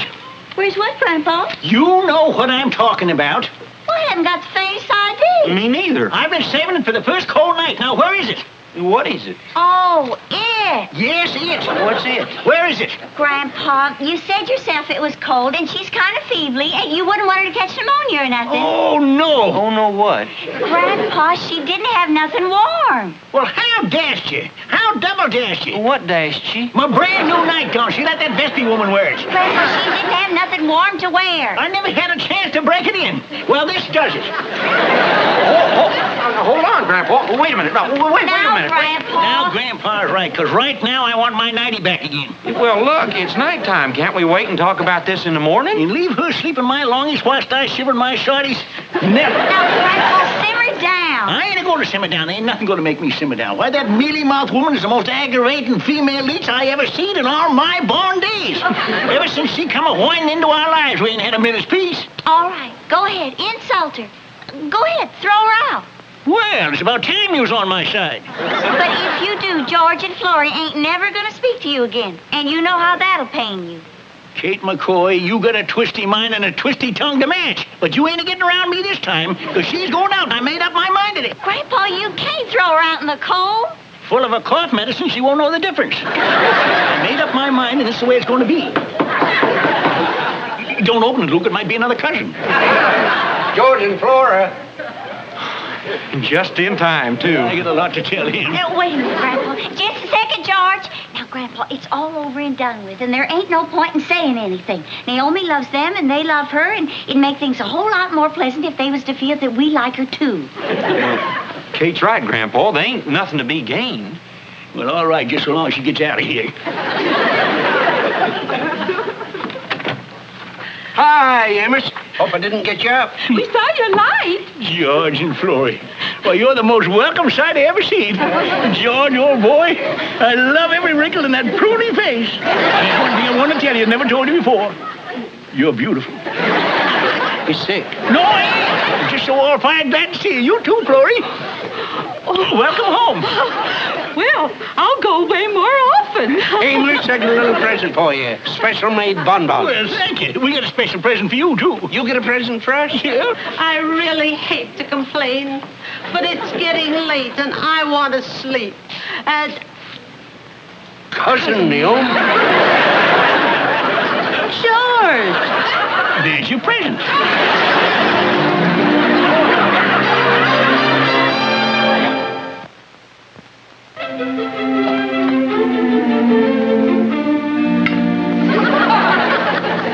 Was the lunch all right, Cousin Naomi? Oh, fine. Nothing wrong with it at all. I really like leftovers. Well, I'll say one thing. There ain't no more leftovers left over. Sorry about the lunch, Cousin Naomi, but I was ironing your dresses at Don't the try same to time. explain. It's all right. I understand. You mean well. Oh, I think I'll go and take my nap.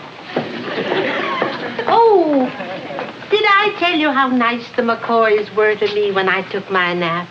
What they did, they would tiptoe all around the place and never make a sound. That woman.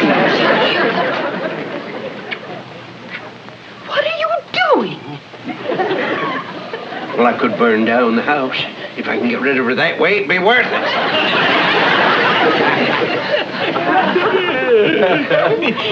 Grandpa, I swear I've never seen you look so content and happy before. Oh, I ain't. I'm just like honest am. Well, that ain't so, Grandpa. It's because you done something real nice for your friends and you feel good about it.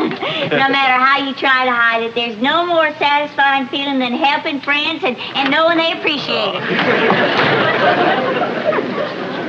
Miss McCoy, you are a no-good do-gooder. You and your kindness. You ruined my life. George, what's the matter with you? You too.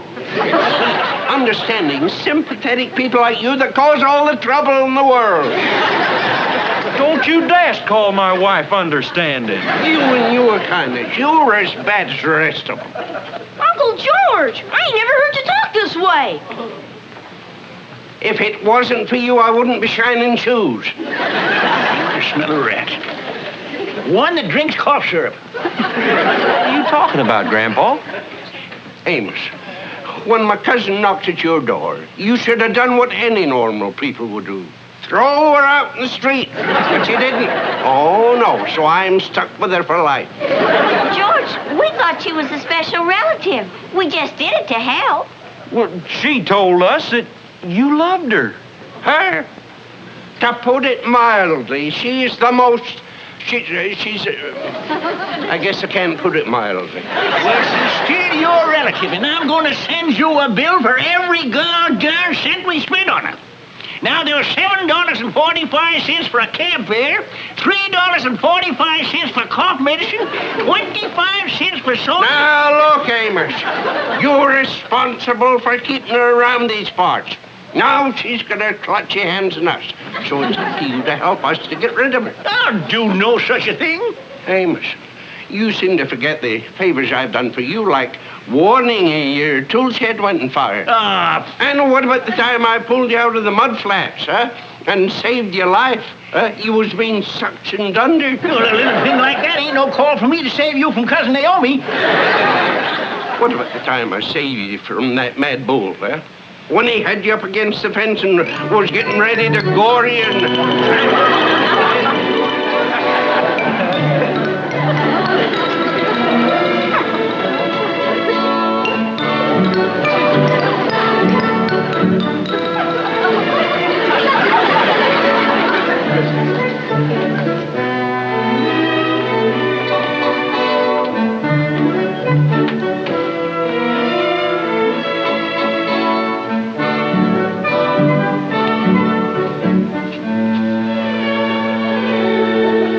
Sure tough about Florrie, all right.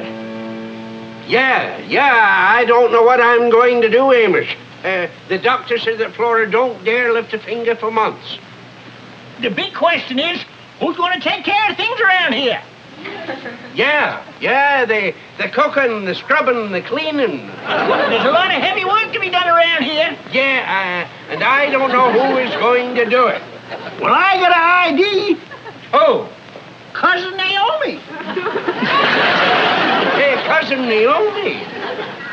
Yeah. The way she talked about you, I'd say she'd do anything for you. But she's too sickly. She couldn't stand up under all that work. Well, at least she'd be a great help until she collapses.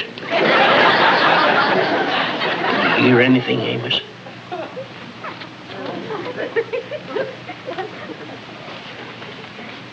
Yeah, there's a lot going on in there, George. And I think it's in the right direction, too.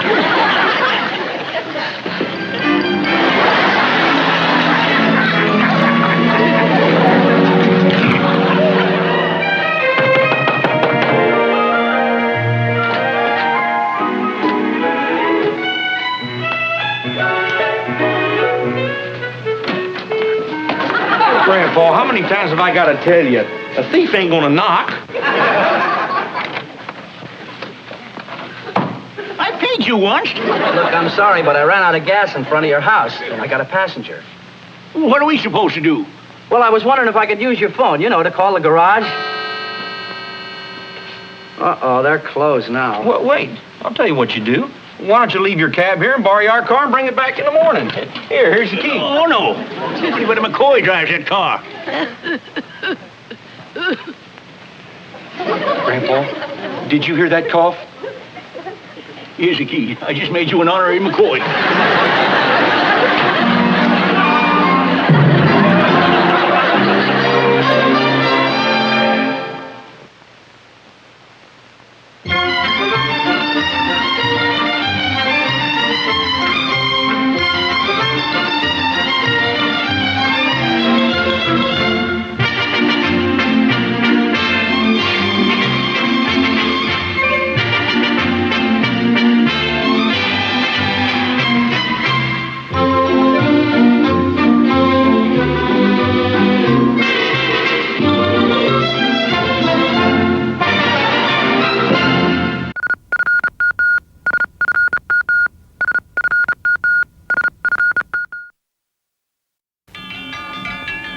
The real McCoys, starring Walter Brennan, created by Irving Pincus. Want you to meet the family known as the real McCoys.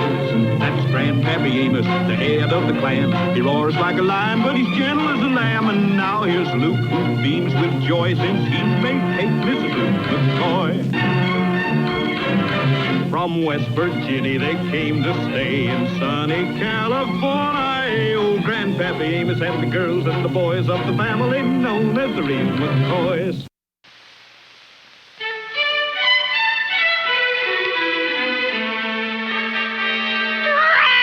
Set him up in the next alley. Grandpa. Come on, Luke.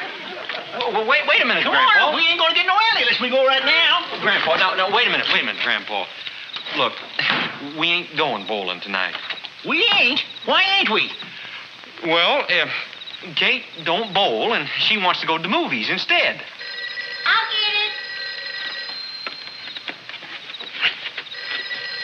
get it. What are you doing, Grandpa? I was just looking for Kate's apron strings. I know they's tied on there someplace. Now, Grandpa, look, we can go bowling some other night. All right. Go to the movies. You want to go to the movies. I just hope some brat explodes his bubblegum right again the back of your neck. That was Mrs. Weaver from the PTA. She wants me to be on the entertainment committee. Oh? What are them women up to now? Oh, they're going down to the school auditorium and get it all ready for the freshman frolic. Are you going, Sugar Babe? No, I told her I couldn't. I told her I was looking forward to going to the movies tonight with my husband. Yeah, I'll get my jacket. I'll just finish up in the kitchen.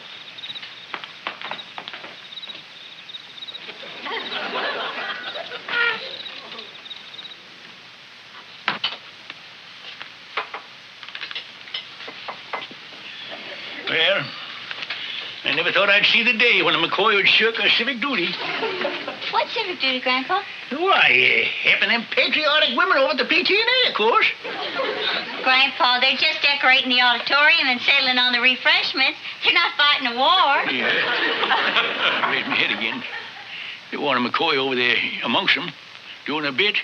Well, it's not just for tonight, Grandpa. It's the whole week. All week, huh? Well, that figures. You don't get a party up overnight, you know. That auditorium's a big place. Ain't no puny chicken coop. Maybe I should go. No doubt about it. I guess I better call Mrs. Weaver back. Do you think Luke will mind? Oh, don't you worry about the boy. I'll stay with him. We'll find something to do. All set. Oh, well, Luke, we won't be going to the movies tonight. Why not? Well, I just decided I ought to go over to the school and help. I may be tied up all week. Is that all right, Luke? Well, sure, but what made you change your mind all of a sudden? I just realized it's something I ought to do. You see, you gotta be patriotic, and I'm proud of it for it. Luke, would you like to go? They're always asking the women to bring their husbands along. Well, now, if that ain't the foolishest thing I ever heard of in all my born days, what would a big he-man like Luke be doing over there with a bunch of twittering women? Well, to tell the truth, Sugar Babe, I'd feel plumb foolish down there making daisies and things out of crepe paper. Well, I can see you're not going, so I may as well go ahead and get ready. What are we waiting for?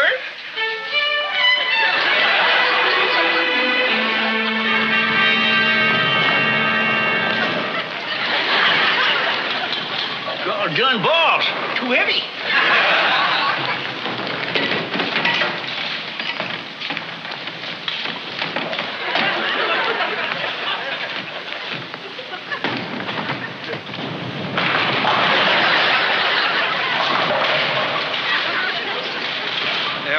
What was the matter with that ball, Grandpa? It's too light. No. One thing I can't stand is a bowling alley don't have the right equipment. Well, maybe that West Virginia twist of yours just don't work so good here in California. Now, don't get smart alecky. I was doing all right until the place has got so darn drafty here. Why, the crosswind just blowed my ball into the gutter.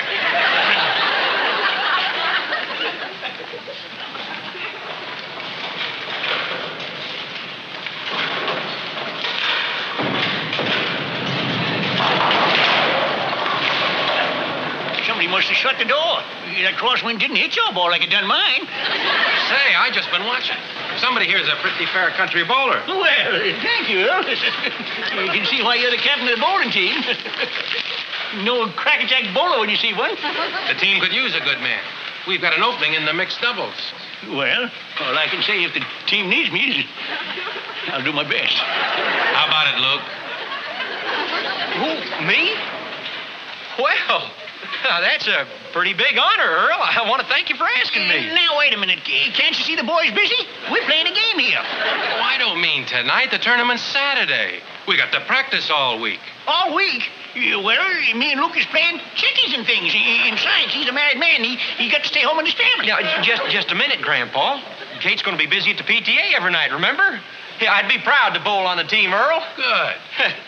I think I'll team you up with Miss Powers over there. She doesn't have much experience, but she's got the makings of a real good bowler. Yeah. With a little something left over. Mixed doubles.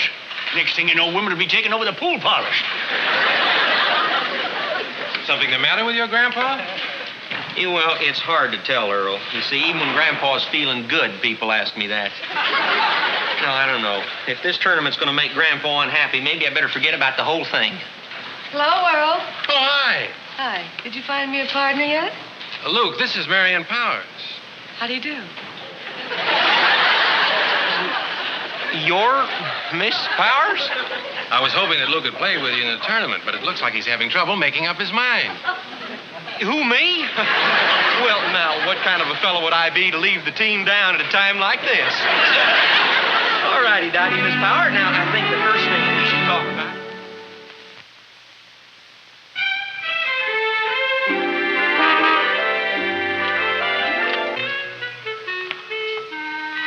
Oh, that's Earl. I got to be running along. Oh, darn it, Luke. This is 3 nights in a row you've been skedaddling out of here right after supper. Yeah, well, I promised the team, Grandpa. And you was the one that taught me a man can't go back on his word. Say, Grandpa, seeing as how you got nothing else to do, why don't you come along and watch us bowl? Oh, who wants to watch?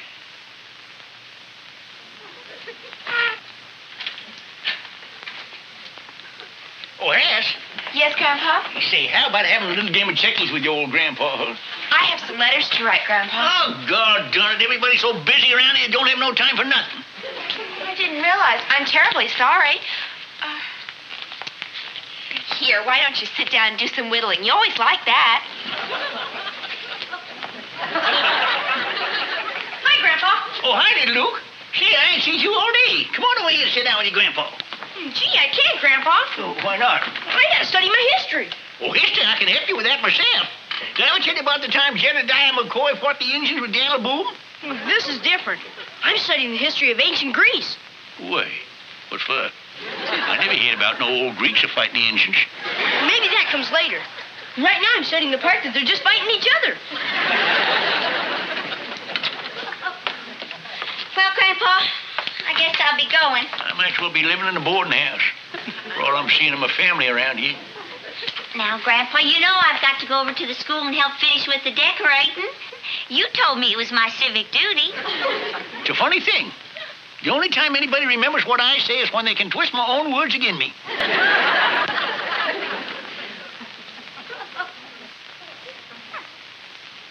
Grandpa, would you like to do me a big favor? Huh? Well, I know you're awful busy, but could you help us tonight? You're awful handy with tools, and there's a lot of things that you could do that we can't. Well, if you really need me, I'd be glad to go along. Oh, that's wonderful. And I'll tell you what, as soon as we finish, we'll stop by the bowling alley and pick up Luke, and we'll all go have an ice cream soda. It'll be just like a party. Go get dressed. Say, Kate, but there's one thing. Don't mention ice cream soda in front of that bowling partner, Luke's. Why's that, Grandpa? Well, if that girl puts on just 1 more pound, there won't be a scale big enough in town to hold her.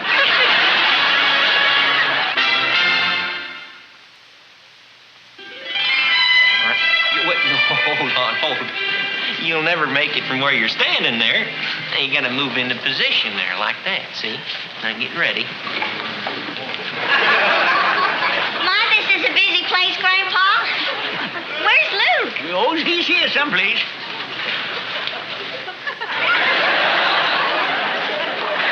Say, maybe we shouldn't bother Luke whilst he's practicing. Come on, let's go home. Oh, Grandpa, I don't think he'll mind. It might be fun to surprise him. I got an idea ain't gonna be so funny. I wish I had hands like yours. I could bowl better if mine were big and strong. Oh? Yeah, well, you do have tiny little hands. It's easy to see you ain't done much milking. Sugar Babe. Oh, yeah, we was just bowling. I thought only one person bowled at a time. I reckon Luke was learning or something. Well, ain't that interested? Yeah, well, Marion was having a little trouble with her grip. Marion? Miss Powers. Oh, that's right. You two haven't met, have you? Miss Powers, I'd like you to meet my wife. Kate. You, Kate. Mrs. McCoy, I'm glad to meet you. You have a very helpful husband. It's very nice of Luke to coach me, but I'm sure it can't be too much fun for him. Well, Luke, I just hate to tear you away from your bowling. Oh, that's all right, Sugar Babe. Just tear me away anytime you want. Very nice to meet you, Miss Powers. Good night, Mrs. McCoy, and see you tomorrow night, Luke. Yeah.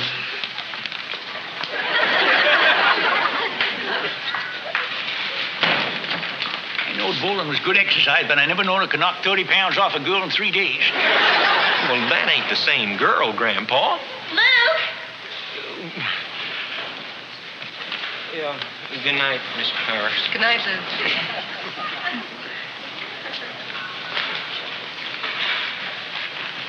You might be needing a new bowling partner after tonight, and if you do, Amos McCoy's name.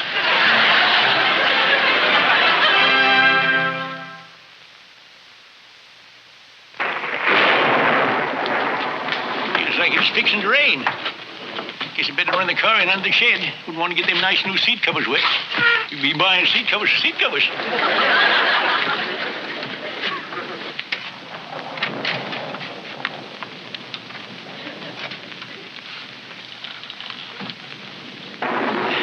Yeah, it looks like rain, all right. Can I help you with your coat, Sugar? No, thank you. It's chilly, too.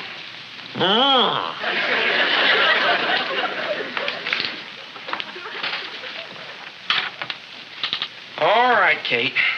Let's get it over with. I don't know what you're talking about.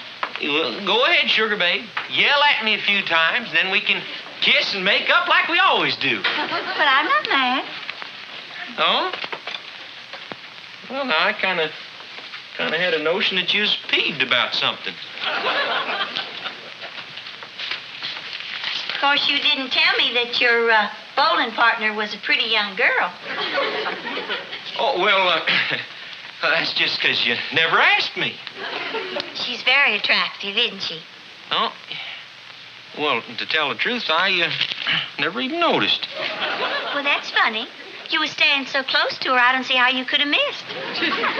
Oh, now, look, Kate. Oh, you was teaching her how to bowl. I almost forgot.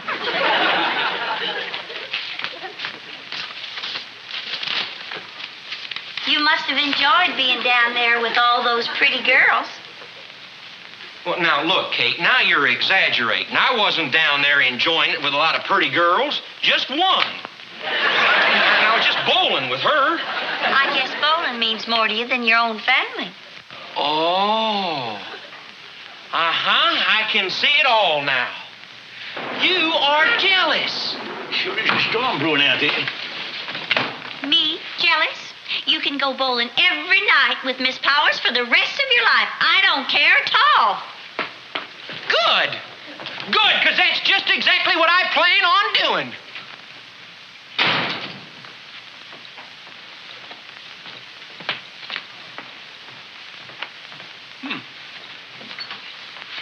Looks like a bigger storm in here than there is outside. Go away. Kate, you might think this is that young rascal, but it ain't. It's the old one. Come in, Grandpa.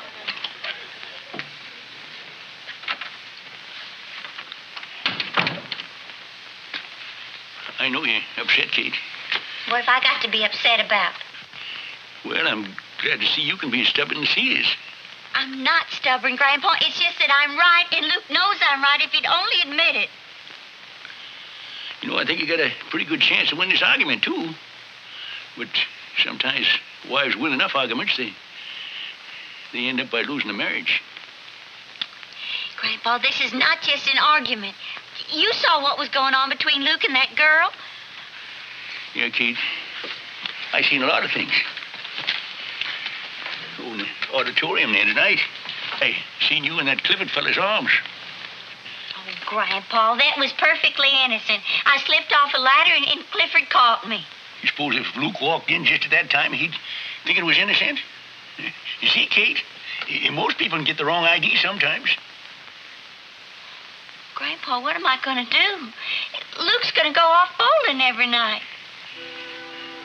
Well, Kate, bowling got you into this thing. Maybe bowling gets you out.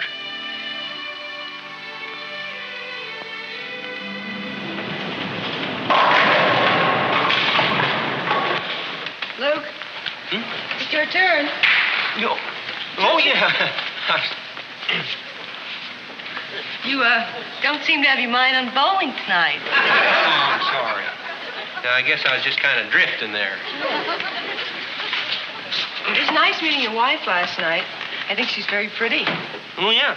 Thank you very much. You made quite an impression on her, too. Doesn't she like bowling? No, I could never get her interested in bowling. She's just more of a homebody.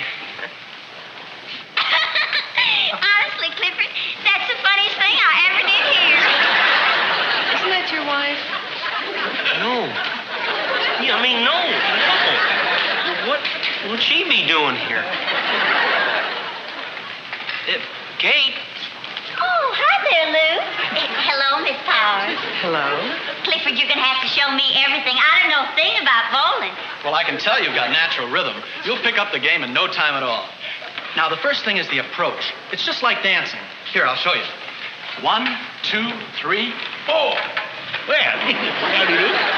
Evening, Miss Powers. Hi. You having a nice game? Yeah, Grandpa. What is Kate doing here? She's learning to bowl. Anybody can see that. Well, yeah, but who's that fellow with her? That's Clifford Fowler. When I went over to pick up Kate at the PTA meet tonight, Clifford didn't have no ride, so, well, I just brung him along. 1, 2, 3, 4. Oh, Clifford, I never knew bowling could be so much fun. Don't do your heart good to see Kate enjoying herself like that. Well, I know what she's trying to do. She's trying to make me jealous. But it just ain't gonna work. It just don't bother me at all.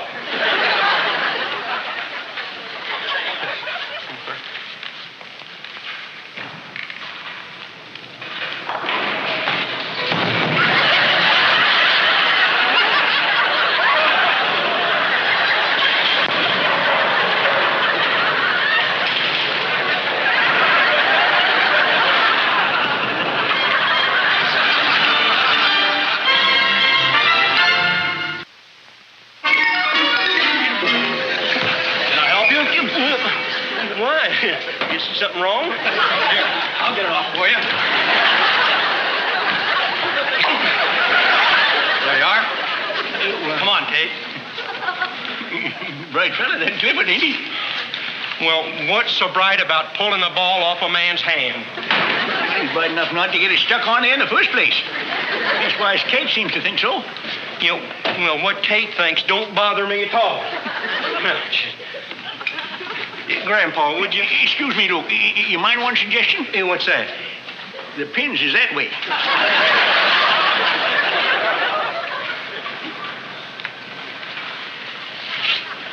He's terrible, ain't he? I can't understand it. He's been the best bowler on the team. I don't like to talk about my own flesh and blood, but he always cracks up when the chips is down. Now that the tournament's getting so close, why, he's jumping in the bullfrog of the hiccups.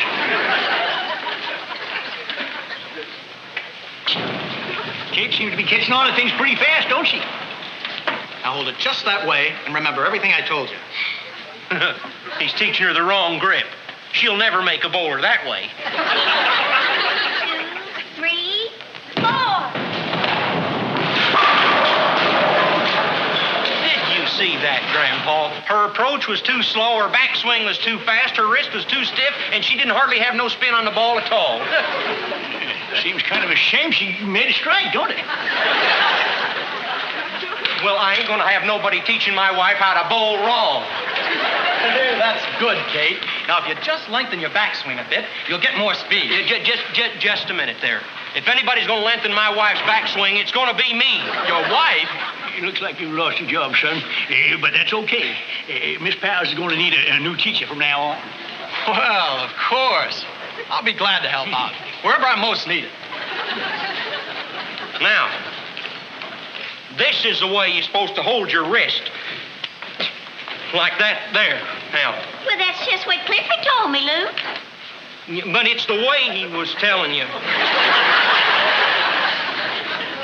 Luke, was you really jealous? Me? Jealous of him? Why would I be jealous of him? Well, he probably just sits around them PTA meetings swapping recipes. You really was jealous, weren't you, Luke?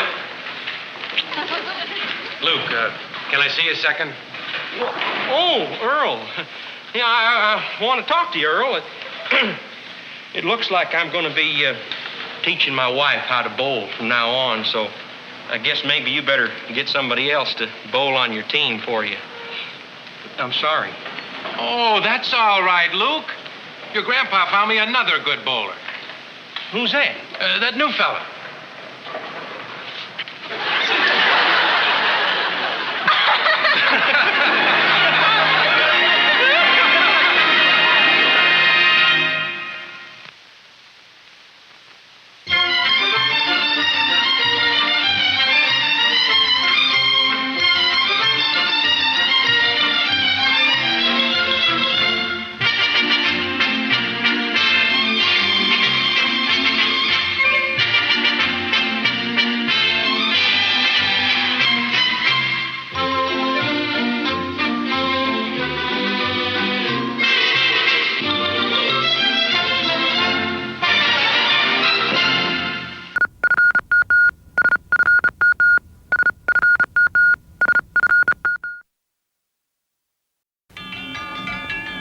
The Real McCoys, starring Walter Brennan, created by Irving Pincus. Want you to meet the family known as the Real McCoys.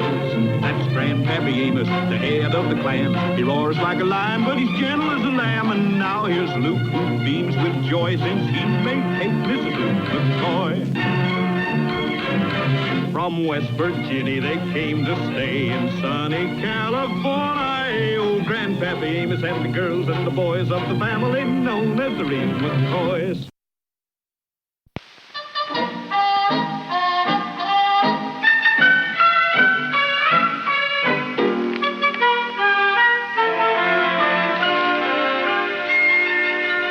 Hey, Luke. What is it Bonnie Google says to his wife there when she hits him over the head with a club? Ouch. That Bonnie Google's a caution, ain't he? You want me to read you the rest of the comics, Grandpa? No, that's for kids. Hey, go right into feeding the grain, will you? Yeah. Hi, Grandpa. Hi, Luke. Hi, little Luke. Grandpa, you're going to be famous. What? Well, I entered the essay writing contest at school. I got a chance to win a $25 savings bond. Well, what's going to make me famous? Being a grandpa to a boy what owns a bond? No, I'm writing my essay about you. Well, say now, there's a fine idea. Well, I'm rightly proud of you, little Luke. If my story wins, it'll be printed right in the front page of the Valley Courier. Well, you got just as good a chance to win as anybody. I always did say you got a good knack for putting down. Yeah. The front page, huh? You're going to write all about me. As much as I know. Well, what you don't know, I'll tell you. Say, right about the time how about the 4th of July Mule Derby at Smoky Corners Downs? You know, how you thought you had the race won until you fell off the mule when you waved to the grandstand? That'd be funny. No, sir. You ain't going to write nothing like that about me. If you're going to write something about me, it's got to be something good I done. Something to make me look like something of a figure. I better write something about you out of my own head. Why don't you write about my fishing? I'm the best fisherman you ever seen. Tell him about the time at Hopkins. Grandpa, I found these under the back seat in the car. You must have missed a customer on your egg deliveries this morning. I don't think so. I got the delivery list right here. Here, let me see it, Grandpa. Here now. Yeah, here's the first one, the fence. That's Miss Pickett. 2 dozen. Yeah, we got a check after that, so you must have made that delivery. And next here is a hot water bottle. That's old lady's home, 5 dozen. That's all right. And next here is a dead tree. Dead tree? That's the Humboldt place. Yeah. Yeah, there's a check there. Now, let's see. Oh, I know, Luke. I know what it was now. I had the 2 dozen left over. You draw the tree twice. I did? Yeah, sure. Look right here on the other side, see? Grandpa, that ain't another dead tree. Them's antlers. That's Mr. Bergstrom. He's an officer in the Moose Lodge. Here's your trouble. Say, you better give another Bergstrom picture there. Couldn't you draw a face on that moose? All right, Grandpa. Well, I'll call Mr. Bergstrom later and tell him you deliver 4 dozen tomorrow. Yeah, that's a good idea, Chief. Hey, Grandpa, you ready for the feed and grain news now? No, I tell you, Luke, we can let that wait, because I want to help little Luke with his writing, see? Hey, you don't have to, Grandpa. I already decided what I'm going to write about you. What are you going to write about me? Well, I'll tell you when I'm finished.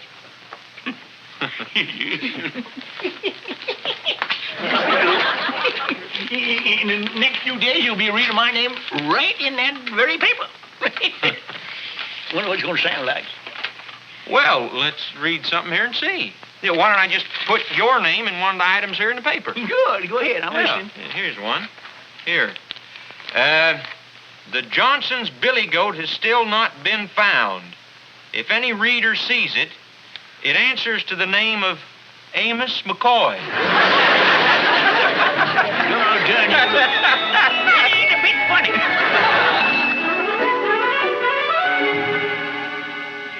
What you say? What you put down there?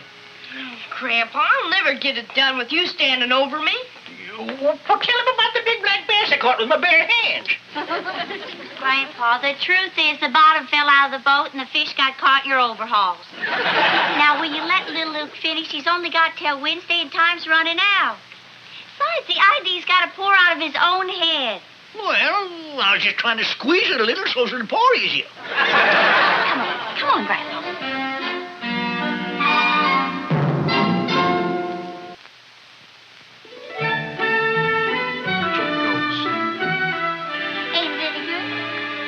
Well, yeah, he wrote it pretty good, but just listen to this. Listen. Yeah.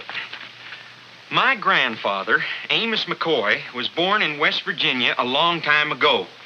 As a little boy, he never had any schooling, being too busy working on his father's farm, growing corn and string beans for other people to eat. Even without school, though, my grandfather is as smart as they come. He's so smart that he'll figure out a way to lick a problem no matter what. Let's say he would have trouble keeping track of his egg customers. Oh, no. Yeah, and he goes on telling about Grandpa not being able to read and how he uses little signs and pictures when he's delivering eggs. Kate, that's what the whole thing's about. I thought little Luke knew that Grandpa don't want people to know he can't read. Well, where is it? Grandpa's story. Little Luke finish it? Well, yeah, he finished it all right. Well, tell me about it. Is it good? It sure is well put down. Good. What's he all right about? The fishing?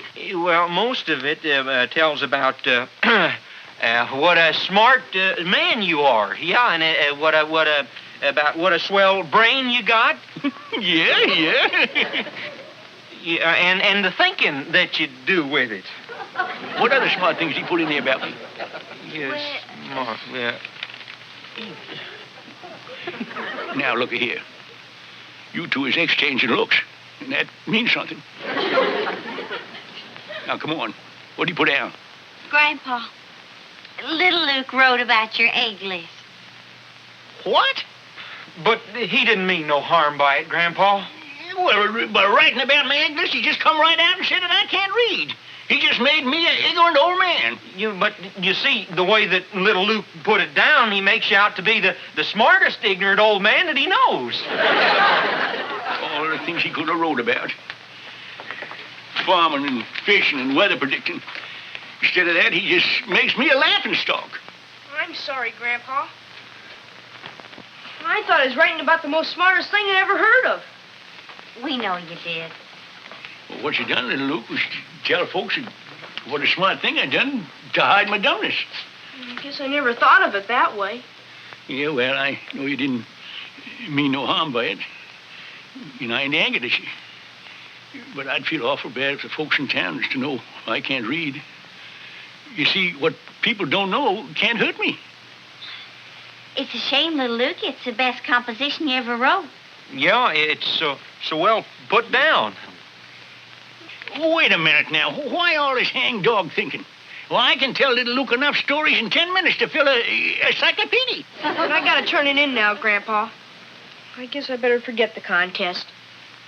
Say, 1 minute now. 1 goddamn minute. Why does that have to be about me?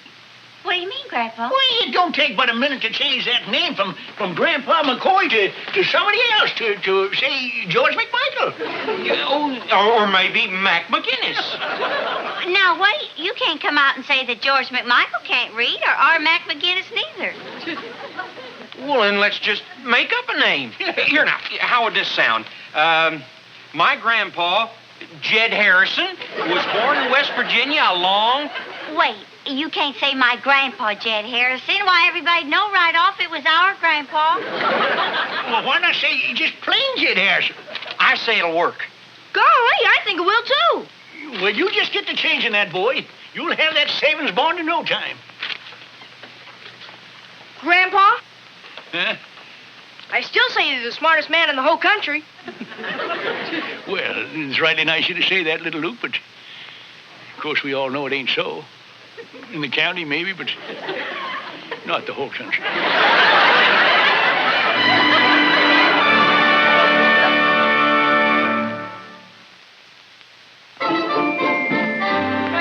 Hey, look at everybody. Wait till you see this. What is it? It's in the paper here. The Valley Courier is proud to announce the 5 finalists in the essay contest. Calvin Oakes, a happy fireman. That's the title of his piece. Richard Stoveroff, a president of a company. Bridget Sweeney, my mother's dressmaker. L. Luke McCoy, Jed Harrison back home. McCoy, you got it. I'm proud of you, boy. Let me see. Where's that? Yeah, that's his right there, Grandpa. All that acquaintance about our boy? Yeah. Who's the 5th finalist, Luke? Oh, Willis Axtetter, my grandfather. Somebody did write about his grandpa, huh? Willis Axtetter. Well, I guess some grandpas has got it and some ain't. I'll write about you someday, Grandpa. Yeah, what did he call me then? Harry Crenshaw? Grandpa, little Luke's one of the winners. We ought to be grateful. Yeah, I Say, guess so. it says here that members of the town council are going to be at the school auditorium for the reading and everything. It's sure enough going to be a big thing. Well, in that case, little Luke, you're going to have to look your best. I wonder if we have a clean, good shirt for you. I ironed 2 yesterday. You can wear my new polka dot tie. Oh, boy. What about your good pants? You don't know, I seen his good pants. They're awful baggy. Looks like he's been smuggling cantaloupe in the knees. I'll iron them out. Luke, you're going to have to give him a haircut.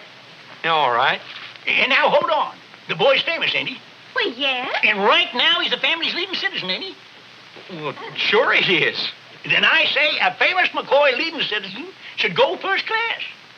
I say the boy with the golden pen is entitled to a town shoe shine, a town pants press, and to top it off, a town haircut. Oh, boy, my first bought haircut. You know them barber shops cut it awful close. You're going to have to start washing your neck up a little higher.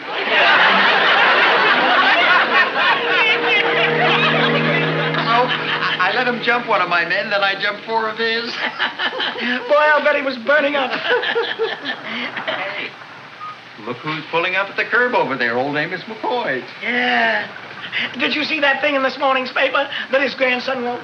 Yeah, it was real cute, wasn't it, the way the old boy made them egg deliveries, using them little pictures. Yeah, and you've got to admit, it was pretty foxy of him to say it was another fella named Jed Harrison. Oh, the thing was about Amos, all right. I always had a hunch he couldn't read. Sure. I'll never forget the day he came into my store, bought something and gave me an IOU, signed it with an X. And then he explained it away by saying he was in a hurry. Hey, Don't tell me he's going to start buying haircuts. Morning, Bert. Morning. This is my grandson, Little Luke McCoy. Is this the lad that did all that writing? You're done right. He's a regular Horatio Algie. I sort of like to get his hair cut so he'd look good when he gets up on the platform, you see. Son, that Jed Harrison you wrote about, he must have been quite a fella. Yeah, he was all right. All right. Well, he was one of the greatest men that West Virginia ever turned out. You know, he's one of the few men that I ever know that could outthink a catfish. There you are, Nathan. You can go out and break a few feminine hearts. Ready for the author. Oh, that's you, Little Luke. Get up there and sit yourself down. Boy's a little jumpy, you see. This is his maiden clip. Haircut for a famous writer. You know, one thing about the writing, it never said what kind of a looking fellow this Jed Harrison was. Oh, he was a kind of on the short side. I'd say he was, maybe 4 foot tall. And he was bald. Yeah, he was bald headed. And he never wore his hat brim all down all right. Kind of hard to figure from the composition just how old he was. What would you say? Oh, I'd say he was 48. 74. Well, it's hard to tell how old he was, you see.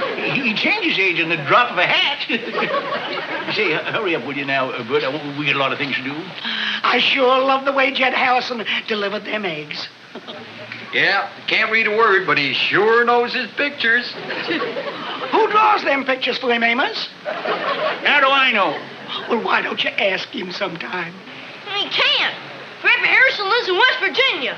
Grandpa Harrison? Hey, now you got the boy all riled up in his head. I'm sorry, Jed. That does it. Come on, little Luke, we get your shoe shine. Now you see what I mean when I say I don't want you to get a town haircut. You get a lot of talking and no cutting.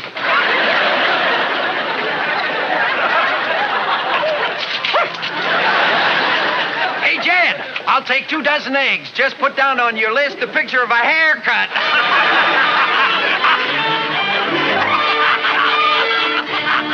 Grandpa, how could the barber tell it was you? Oh, some people's got suspecting minds. It's a good thing everybody ain't like that. Speed it up a little, will you, Henry? Sure thing, Mr. Harrison. Oh, another flapjaw, huh? Forget your shine, little Luke. Come on, I'll get your pants ready.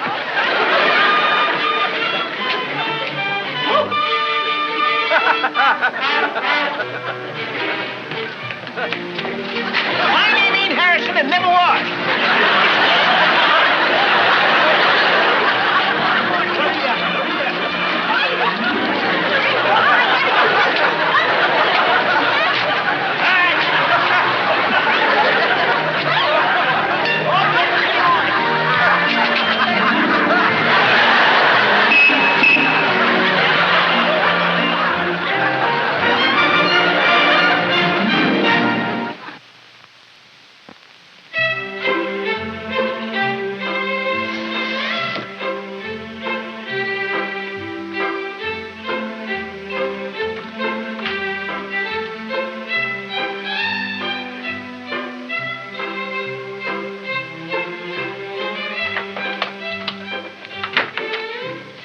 Doing up this time of night? Grandpa, you gave me a start. You want to wake up the whole family? What are you doing?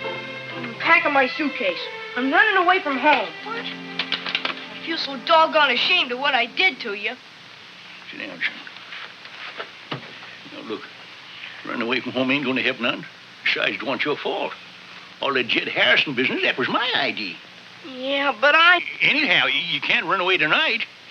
Who's going to read your piece in the school auditorium tomorrow? I can't go through with it, Grandpa.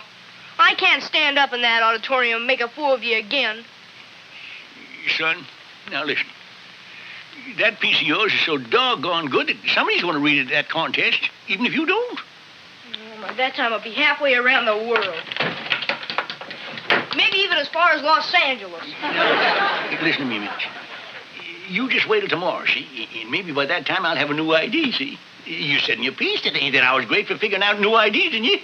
Yeah, but... Well, look, you just wait till tomorrow now, and if I don't figure out an ID by tomorrow morning, then we'll get Kate to make you a sandwich, and you can put a new piece of cardboard in your shoe, and you can run away in style. Okay, Grandpa. Yeah, boy.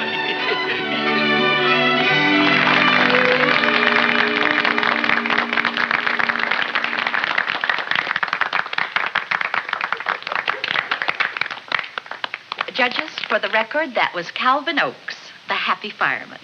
Well, that's 4 of them done. That just leaves little Luke to read his. I just can't understand why Grandpa'd come here and leave himself open to this. Ain't he hurting enough from town yesterday? Beats me. And now for our concluding essay by L. Luke McCoy, grade 8B. Title, Jed Harrison, Back Home.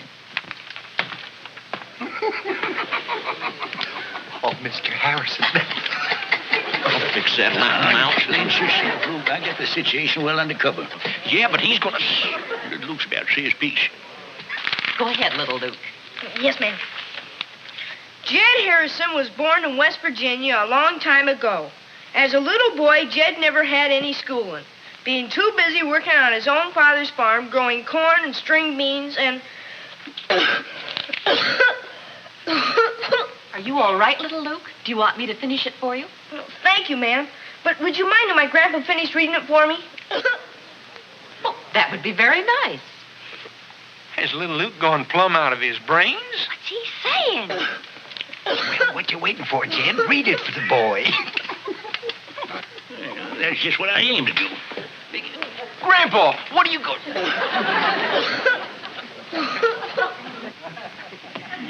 You set yourself down to rest, son. I'll carry on from here.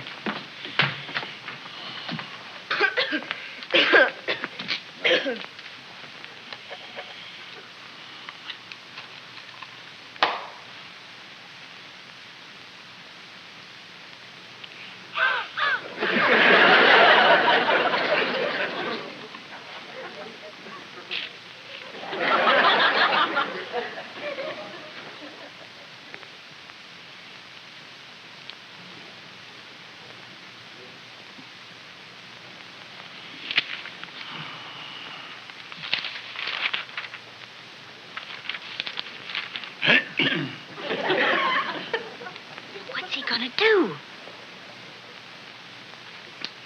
Jed Harrison was born in West Virginia a long time ago.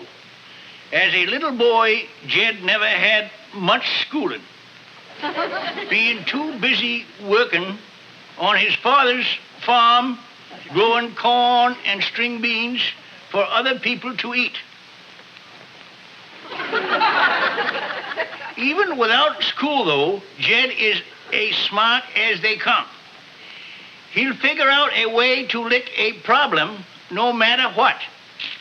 Let's say he would have trouble keeping track of his egg customers.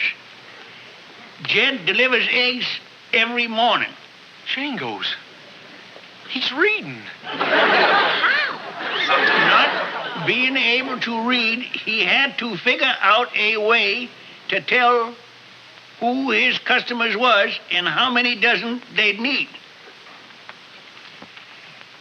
Before he would get in his car to go into town, he would get the egg list from his nephew, Buster Harrison, with 2 R's. On his route, he would first go to Miss Pickett's. The sign for her was a picket fence.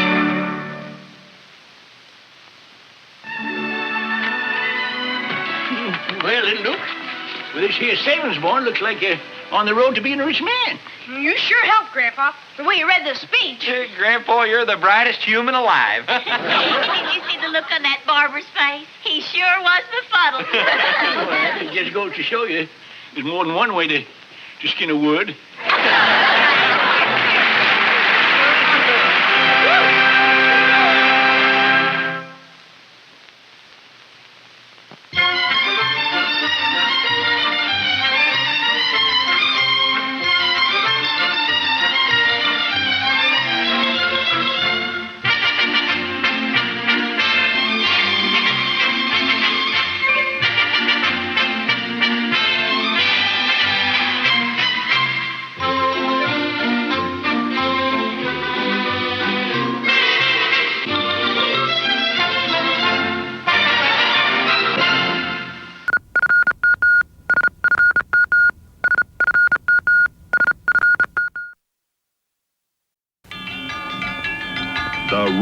McCoys, starring Walter Brennan.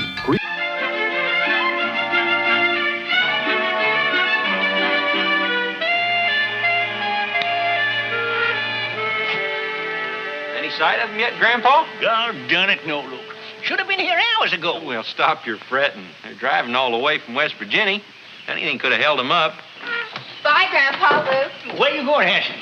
Oh, Clarence is picking me up at the malt shop. Well, ain't you going to stay here and say hello to your cousin Charlie? But if I don't leave, I'll miss the kickoff.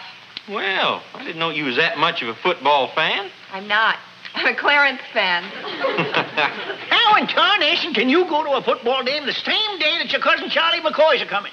Well, I guess when they made up the football schedule, they didn't know about that. You go ahead, Nancy. We'll give them your love. Bye. Bye-bye. Luke, would you give me a hand with this? Luke, would you help me move this? Oh, sure will, sugar babe. Yeah, it'd sure be good to see old Charlie again, won't it? Yeah, right for sure. You know, of all them McCoys back in West Virginia, he had more spunk than the whole caboodle of them put together. And we had some pretty goddamn spunky McCoys. I wonder what kind of a wife he finally picked out. He sure stayed a bachelor a long time. Yeah, well, if I know Charlie, he picked himself a doozy. You know, I've been thinking, maybe we could get him to settle down and live here in California. Yeah. His new wife may have something to say about that. Well, now, look, if I know Charlie, and I do know Charlie, Charlie's the one that's doing all the saying. He was never one to be told what to do. Why, he was just like an unbroke Mustang. Yeah, he never was one to take kindly to the halter. You say, Kate, that was the time we went hunting. It took Charlie long to tell about this high. Yes, Grandpa, you told me. Yeah, it's one of my favorite stories. Never get tired of telling it. You see, we was going up through Coon Holly, remember, Luke? Yeah. We was traveling along, we come to the clearing, see? We just get out in the clearing. There they are. Go. Well, Charlie McCoy, you finally got here. Glad to see you. Hiya, Grandpa. Glad to see you, Charlie. Hello, Charlie. So good to see you all. I'd like to have you all meet my wife, Ethel. Charlie, you forgot the door. Excuse me, dear. Hello. So nice to meet you all. I know Charlie'd pick yourself a pretty one. Aren't men something? They think they do the picking. Charlie, would you get my purse, please? Yes, dear. And you forgot my coat. I'm sorry. He's always forgetting something. Funny, Charlie always had a lot of get up and go. Charlie, better move the car. The sun's bad for it. Oh, it'll be all right, honey. Darling, move the car over there in the shade. Ethel, wouldn't you like to come on in the house? Yes.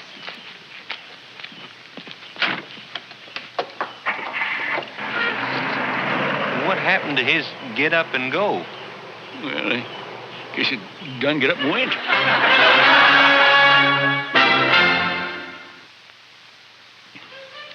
I thought y'all might like some lemonade and cake. Oh, fine. Well, how about you, Charlie? Go ahead, have some, Charlie. Give you a chance to open your mouth. Delicious. There's some plates there. Oh, that's not necessary. Just another plate for Luke to wash. How's that again? Well, I'm the chief cook and bottle washer. Oh? Well, it sounds like at your house, Charlie does the dishes. Do you, Charlie? Well, we don't have very many. Well, there's nothing wrong with a husband helping in the kitchen and doing his share around the house. Well, no, I always kind of figured that was a woman's department. Oh, no. As a matter of fact, in Dr. Putnam's new book on modern marriage, he says it's plain old-fashioned for a woman to do all the housework. Marriage is a lot different these days. Oh, well, I don't see nothing different about it. Oh, well, let Ethel finish, Luke. It ain't polite to interrupt. Well, he won't interrupt him. He's got a right to wedge something in here, ain't he? You were saying, Ethel? Well, simply that Dr. Putnam has a lot of interesting views on marriage and women's newfound freedom. I tell you what, Kate, I'll send you the book. Oh, that'd be nice. Don't waste your time sending her the book, Ethel. I mean, well, Kate ain't got too much time for reading and don't expect to have. Never can tell, Luke. Hey, Charlie, you don't go along with this quack idea of a man hipping around the house, do you? Well, it sure is in the book, all right. First chapter. Well, we really better be getting along now. It's been just wonderful to meet all of you. You got to go so soon. I mean, Charlie here. I ain't hardly had a chance to talk to him. Well, it's just that Now, hold just a minute now. You know, I'm forgetting my West Virginia hospitality. Why, I ain't even invited you to supper. Of course. Please stay. Sure. Now, come on, we ain't gonna take no for an answer. We'd love to have you. Yeah, sure, it'd be real nice. Well, if you insist. Well, now that that's settled, and Charlie's got a few minutes, me and Luke would like to show you around the place, Charles. Well, that'd be real fine. Before you do, would you please get my cosmetic case from the car? Ethel, why don't you come out in the kitchen with me while I put on the turkey?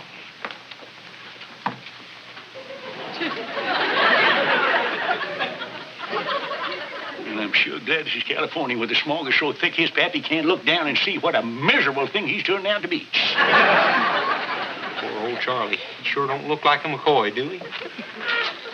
I'll be with you in a minute, fellas. Here it is, dear. He used to wrestle bears. I just don't know. Seth McCoy, if you're listening up there, and I hope you are, don't you worry none, because me and Luke will get the boy straightened out if it's the last thing we do. You all ready? Yeah. We're ready, ain't we, Luke? Yeah.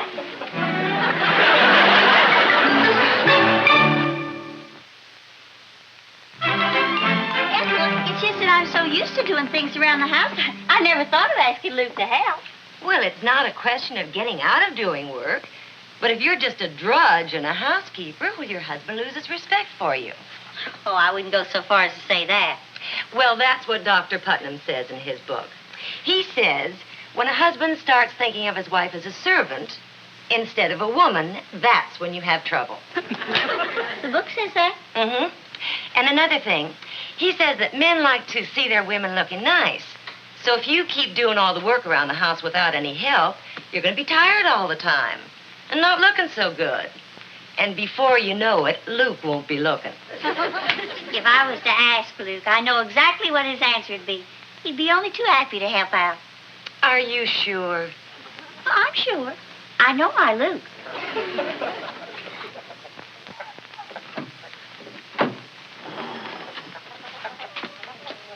It ain't very fancy, but the hens like it. How many eggs you get a day? Oh, they've been laying about 110. Well, last month we was only getting about 62 a day. Gosh. Sure did raise your output. Yeah, but we can't take credit for it. We got us a new rooster. That's what done it. That first rooster we had, why, he didn't even act like a rooster. Ain't that right, Luke? Yeah, it sure is right, yeah. Oh, he was supposed to be the boss of the hen house, but, he was just too wishy-washy. Yeah, that's the truth. He let his set get pushed around. Yeah, the hens was telling him what time to wake up, when to crow. Oh, they was getting their own way, but they wasn't happy. Yeah. So that's why the eggs stopped coming. And that rooster wasn't happy neither. He knowed he wasn't acting the way he was supposed to, and he was miserable. He sure was. Yes, but you take this new rooster. He's happy. He can hold his head up. He's a real man. Yes, sir. He gets up at dawn, crows, wakes up the hens so they get to work, and then he goes back to sleep again. Yes, sir. They do all the work, and he gets to crow about it. But they love it. Hens is happiest when they're being boss, same as women. Sort of makes a man stop and think, don't it? Yeah. It sure does. I'm beginning to see what you mean. He's getting it, Luke. The rooster, he's got to be the boss. He's got it, Grandpa. Charlie! Coming, dear.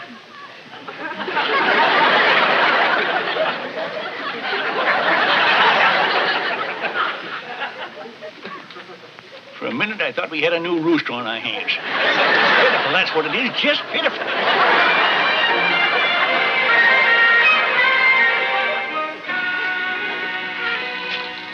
Oh, Charlie's going to drive us into town. I want to see some of the stores. Oh. Luke, I'll be going in with Ethel and Charlie to show them around. Would you take the wash off the line for me? Why, sugar babe, I wouldn't even know how to unbutton them clothespins. You can do it when you come back. It's really very simple, Luke. Well, maybe, but I got my own chores to do. I'd like you to do this first. Not now, sugar babe. We'll bring the car around. Come along, Charlie. Yes, dear. What can happen to some people. It's hard to believe, ain't it? You know, some persons is made to do so many things, they get to thinking they're supposed to do everything. I know. And you know, the worst part of it is that they can go on doing it for the rest of their lives unless somebody comes along to straighten them out. You're so right. The straightening's got to be done and done fast. I feel exactly the same way. Well, Sugar Babe, I knew you'd see eye to eye with us.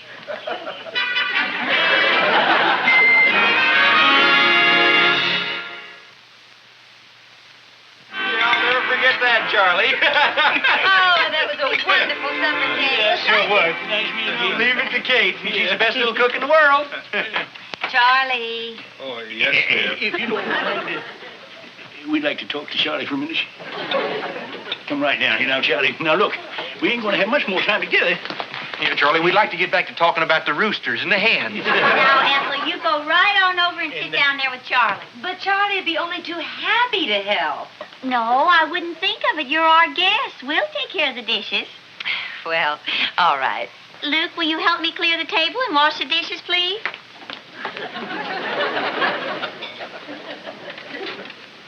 Help you with the dishes? Yes. You hear what she said? Yeah. Maybe she's sick. She seemed fine all day. Didn't complain about no dizzy, no fever or nothing. I got it.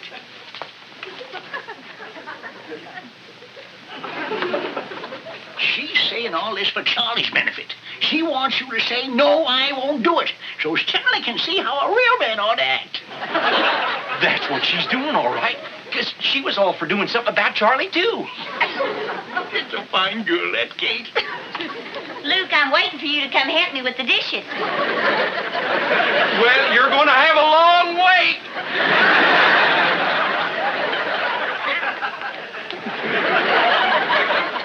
What did you mean by that? Well, I just mean that taking care of the dishes ain't my work to do. McCoy, how dare you talk to me this way? Taking care of the dishes is women's work. Taking care of the dishes and cleaning and cooking and sewing and ironing. That's all women's work. Now, I don't want to hear no more about it. You hearing all this, Charlie? Here tonight, you hear plenty about it. Yeah, well, if we didn't have company here tonight, I'd be giving you a spanking because I think that's just what you deserve.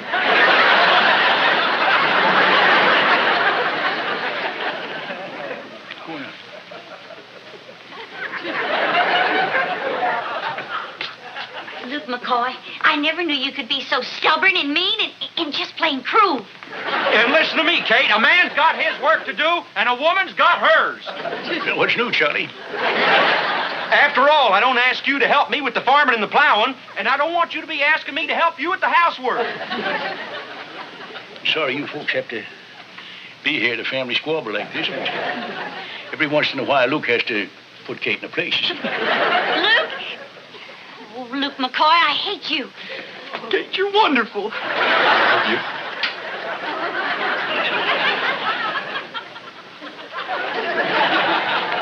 I'm sorry you folks had to be in on this. Well, Luke, everything's happened sometimes.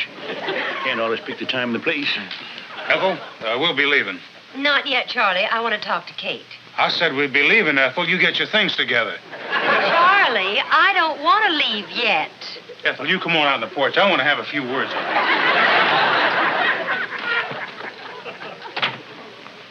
I think we done it, Luke. Sure looks like it.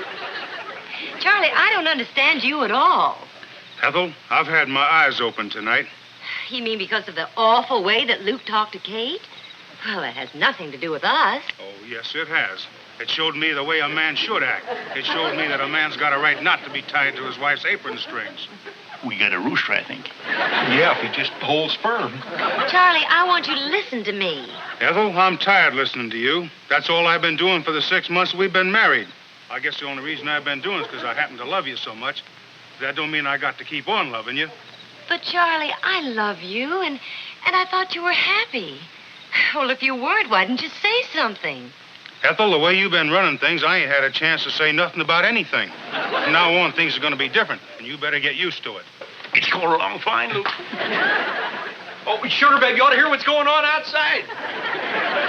Say, she's still acting. She ought to be in pictures.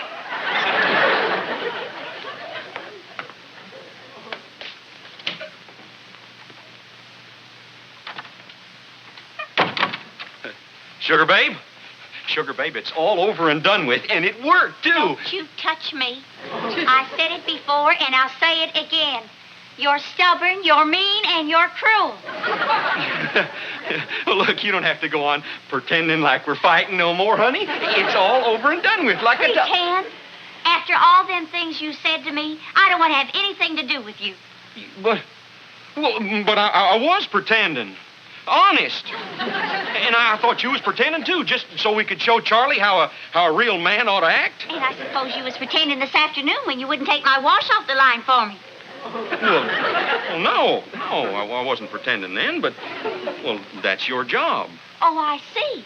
And why can't taking the wash off the line be your job, too? Well, because it ain't, that's why. Look, my job is working the farm and supporting the family. And the sooner you understand that, the better off things are going to be around here. Oh, it's very clear. You've just made up your mind you ain't going to do anything I ask you to do. Well, maybe there's one thing you can do. Hey, what's that? You can get out.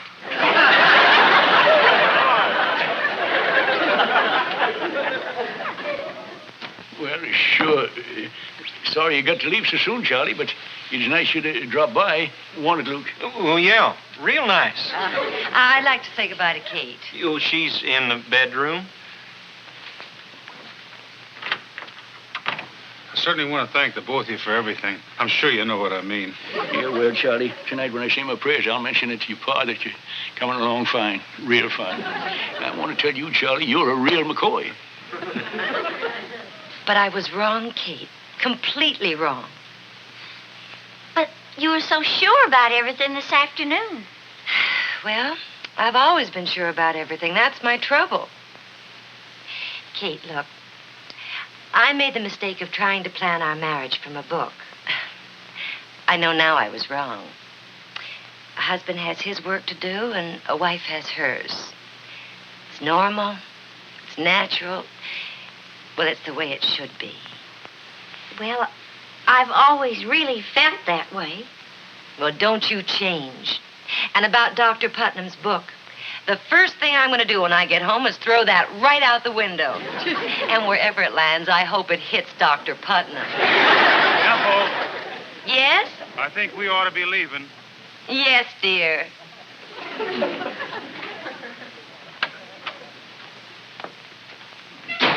Kate, I sure do want to thank you for a real nice time. Well, it's been a pleasure having both of you. Oh, that was Yes, it's wonderful. a lot of fun Thanks seeing you again. again, Charlie. Bye. Please call Cousin Gloria for me. Oh, I will. Say hello to Gene Gossett for me now.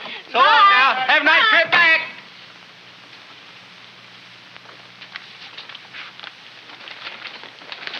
Luke. Luke? I ain't interested in nothing you got to say.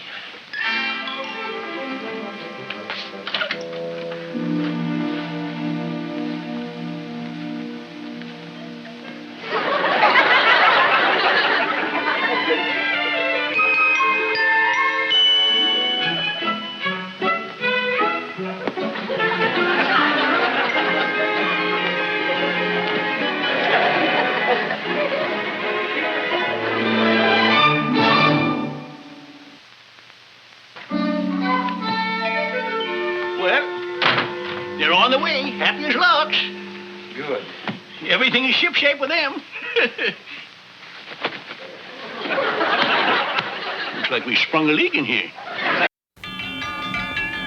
The Real McCoys, starring Walter Brennan, created by Irving Pincus. Want you to meet the family known as the Real McCoys. That's Grandpappy Amos, the head of the clan. He roars like a lion, but he's gentle as a lamb. And now here's Luke, who beams with joy since he made Kate Mrs. Luke McCoy. From West Virginia they came to stay in sunny California. Old Grandpappy Amos and the girls and the boys of the family known as the Real McCoys.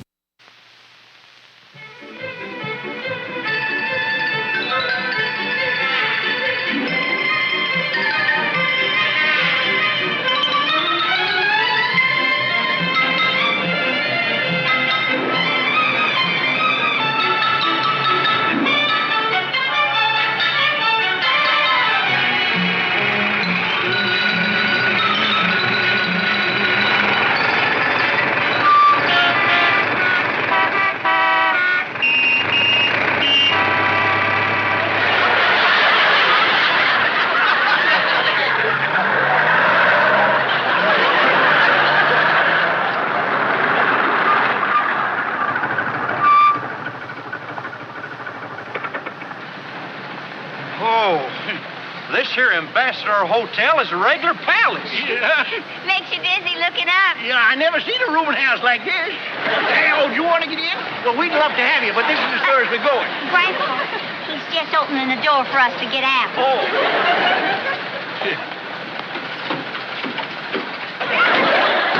Grandpa, I think the fella just wants to park it for you. Oh, all right. But she ain't never been handled by no stranger before. So go easy on her. Look out for that clutch now. She'll jump out on you. You just give her the gas easy. Don't mess down on her.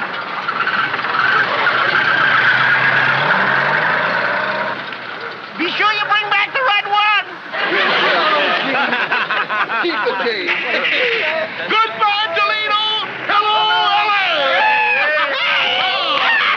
Hey, Miss McCoy, LA Brad.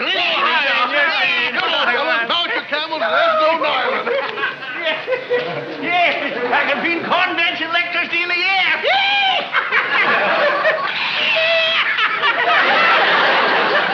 Oh, Grandpa, cut that out. Well, you just got to test squeeze it. You dropped off of the job. Well, save it for later. Grandpa, couldn't you have brought along a dry trick?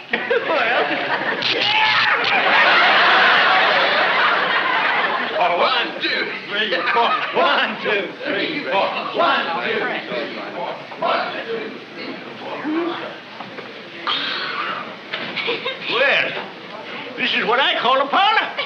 This carpet feels like it's 4 inches thick. Yeah, it sure is a treat to your arches.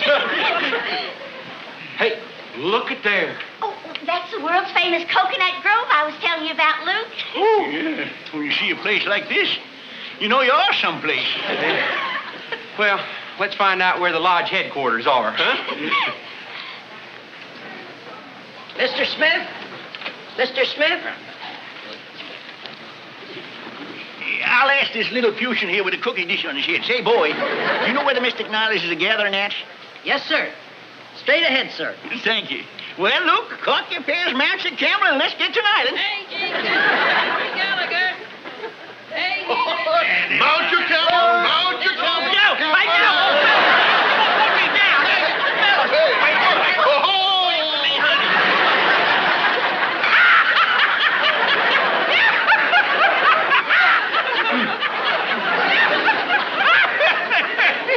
I wish they wouldn't do that. Oh, they're just having fun, Luke. They don't mean no harm. This is convention time. Nobody minds. Here, watch this.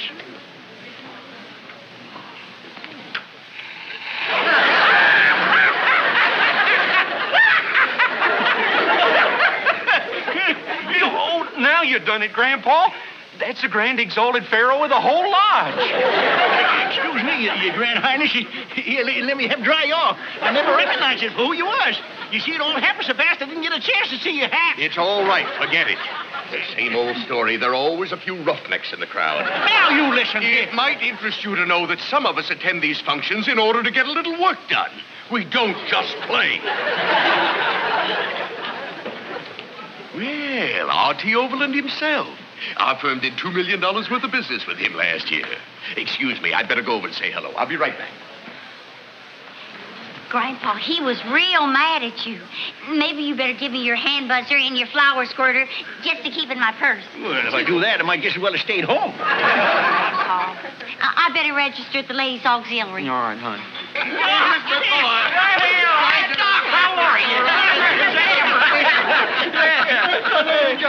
You having fun, fellas? Well, we was until we heard about that new rule the lodge is putting through. New rule? Well, ain't you heard? After you get to be 65, you can't hold any kind of office, and you can't vote no more. Well, that's the gall-darndest thing I ever heard of. Well, that's terrible. Say, Doc, wasn't you supposed to become a member of the Grand Council in July? Yeah, after 25 years, automatic. Gosh, Doc here would have been the first Grand Council member our Valley branch would have ever had. Oh, shucks, it ain't fair. Gosh, if I couldn't keep active in my lodge, I'd be lost for sure. Well, the rule ain't been put through yet, has it? No, but what's going to stop it? I'll stop it. Leastwise, I'll give it a try. Well, you're the man to do it, Amos. No doubt about it, but you're the best talker from amongst us. Yeah, well, who do we see about this ruling here? The Rules Committee meeting's at 11 o'clock, right over there. Well, I'll be ready. Amos, you're true blue at a yard wash. Well, I feel a lot better now that you've taken over. Come on, Doc, let's look See you around. about an hour. Come on, yet. Luke, am I going to tell them rule-making Nihilists a thing or two? I'm going in there and I'm just going to plow them under. I'm going to Simmer down, Grandpa. You can't just go busting in the room and start yelling a lot of wild things at people. You got to go in there with some kind of a figured-out speech. It's all got to be thought out. Well, I'm all registered. Okay, we got to help Grandpa put together an important speech. Yeah, let's go someplace where we can sit down and take a load off my feet at the same time. Yeah. How about the swimming plunge? Yeah, I'd like to go to the swimming plunge so I can fill up my flower again. Oh, Grandpa. Mr. Lefty!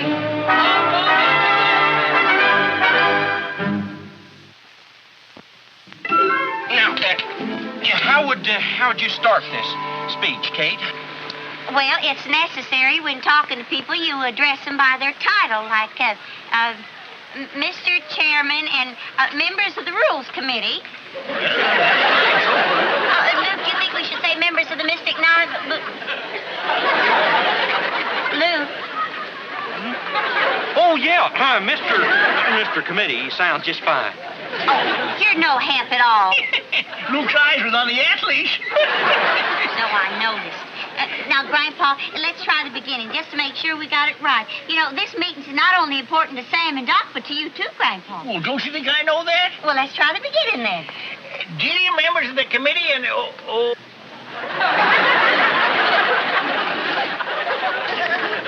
think we better go inside and find us a nice, quiet spot to sit down. But, Sugar Babe, it's nice out here. It's warm and it's sunny and... Luke, we're going inside. Let's go. And you keep your eyes straight ahead. Yeah, I sure will, Sugar Babe.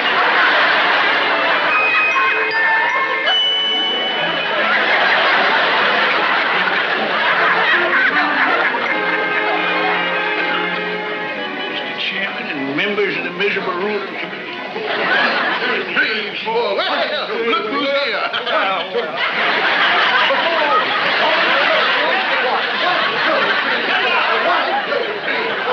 But, Sugar Babe, there's a big difference between eyeing a pretty girl as against admiring a fine swimmer. They wasn't even in the water. They was just parading around. Yeah, well, there ain't nothing wrong with watching a parade. Ain't that right, Grandpa? Grandpa? Where is he? Well, he's right behind us 2 seconds ago. Put me down. Oh, I ain't interested in no Japanese lunch. Oh, all right, then we'll eat something else. Do you like shish kebab? I got a speech to make. They take those hunks of meat and tomatoes and they put them on a stick, and you eat it while it's on fire. It'll make us good and thirsty for tonight.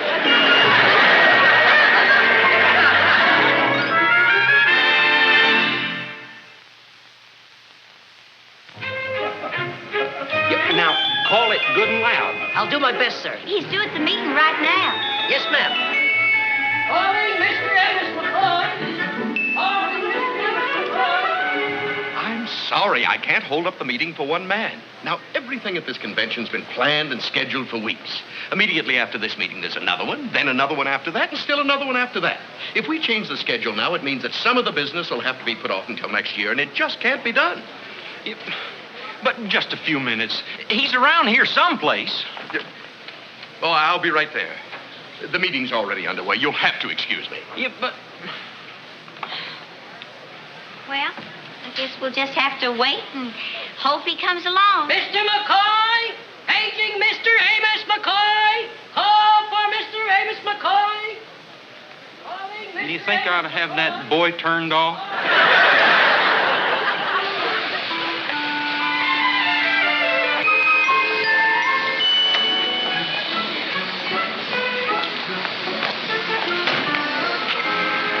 Right to make a man eat hunks of meat while they're still on fire. Paging Mr. Amos McCoy! Call for Mr. Amos McCoy! Paging Mr. McCoy! Call for Amos McCoy! That's the situation, gentlemen, that we have been confronted with for 2 months. Declining production. The chart speaks for itself. Well, I don't know what to tell you, Mr. O. The other officers and I have been flying from one plant to the other trying to find a solution. I just don't know. Every man in this room has his periscope up, but keeps running into seaweed. And what is that supposed to mean? Well, it simply means ceiling zero, and our radar is broken. Wilson, are you trying to tell me that business is lousy? In a word, yes. What do you think the chart tells me? Submarine ceiling zero. On my annual payroll, you gentlemen represent nearly $1 million worth of executive brains. And yet, singularly or collectively, you haven't been able to solve the problem of our failing production. Well, Mr. O, suppose we bounce the ball against the wall and see in which direction it orbits. I know that... Sorry. Right now, I want silence until one of you can come up with a workable idea. Something that we can at least... Catch on the fly and throw to home plate. Sorry.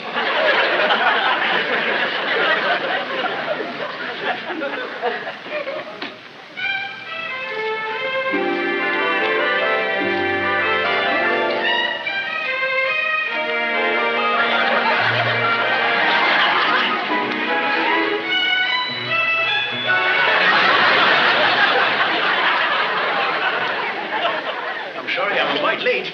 I see you all waiting for me. What are you doing? That's all right. I'll get to it. You sit yourself right down now. Mr. Chairman. Oh, I guess that'd be you, seeing as how you're sitting at the head of the dining room table.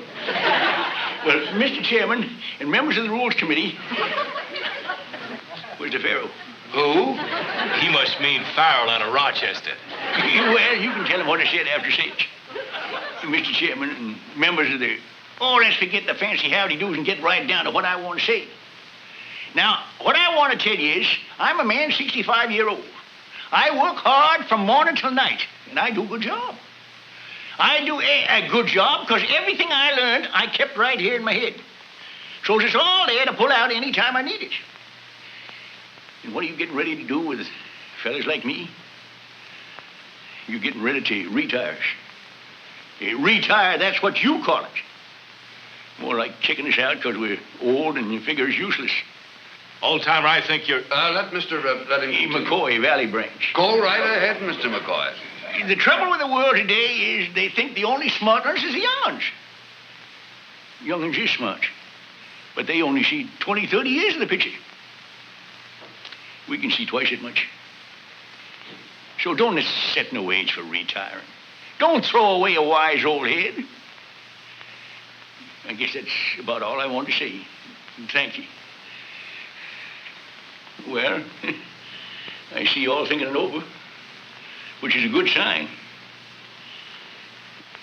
I don't want to interfere with that thinking, so I guess I'll just sashay on about my business. Thank you for the use of the parlor.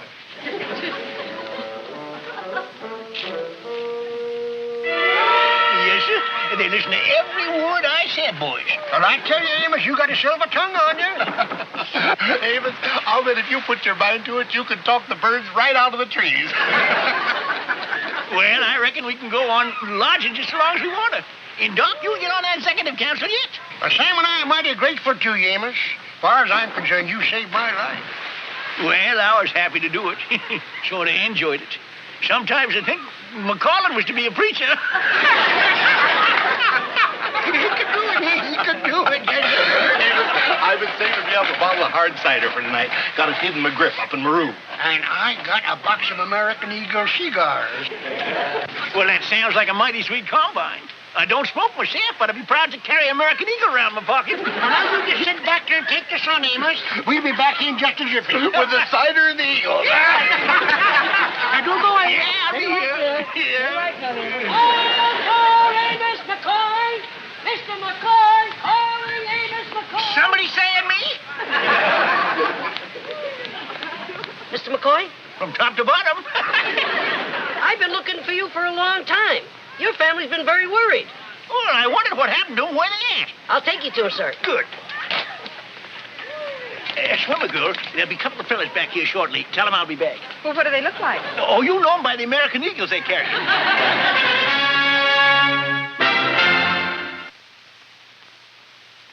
Howdy, don't you howdy us. Where have you been? Well, Grandpa, we've been looking all over for you. Luke, he's been calling for a long time. Maybe you better give him something extra. Oh, yeah. Yeah, I'll give him 20 cents. You don't have to go crazy. I'll make it 15. There you are. You yelled real good. Thank you, sir. Now, where Now, you... Grandpa, where have wait, you... Just a minute. You tell us first. Well, I was at the meeting. I said my piece, and I done real good. Now, Grandpa, we waited for you, and you never even showed up. What do you mean you waited for me and I never showed up? Luke, Grandpa wouldn't out and out lie. Well, all right.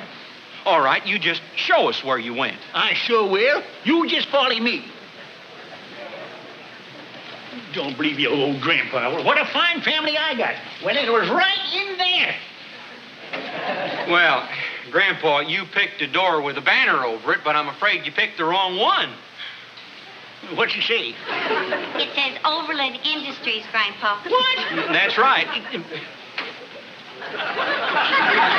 You see that door there? Well, that's a banner that says the Mystic Nile. Well, for the love of... What an old fool. What a stupid, ignorant jackass. And poor Doc and Sam was counting on me. And I let them down. I let myself down, too. But that's what comes of putting a payload on the back of a spamming old jackass. If only you hadn't strayed off like you did the minute we got split up. I never strayed off. Them lifting fellas from Toledo, they plucked me out of the air and they took me downstairs and they jostled me into one of them yellow jitneys and took me to a place where they fed me burned food. I had a heck of a time getting away from them. Grandpa, I guess that's what comes of you having the kind of a face that looks like it's out for a good time. It ain't out for a good time now. Just wants to go home and hang down.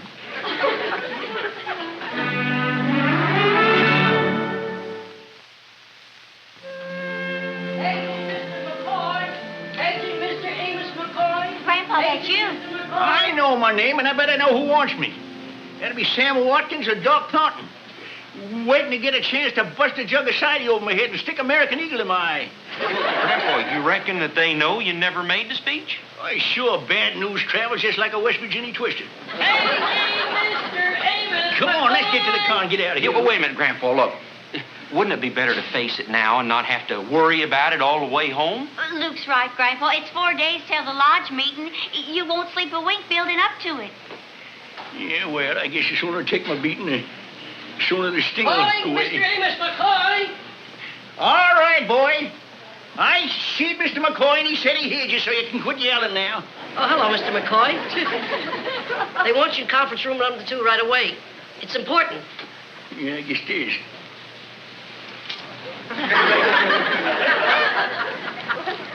Yeah, thank you. Thank you, sir. You give him 15 cents, I give him a dime. That's 25 cents to hear my name called today.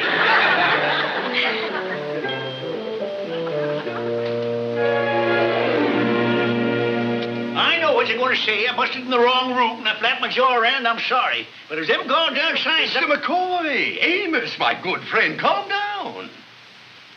You're a good friend? It's true you got in the wrong room, but it's for causing trouble, quite the contrary. You made more sense in 5 minutes than my $1 million brains did in a year. I don't wonder you're confused. Your speech, meant for your lodge board, indirectly solved a problem that has been confronting Overland Industries for quite some time.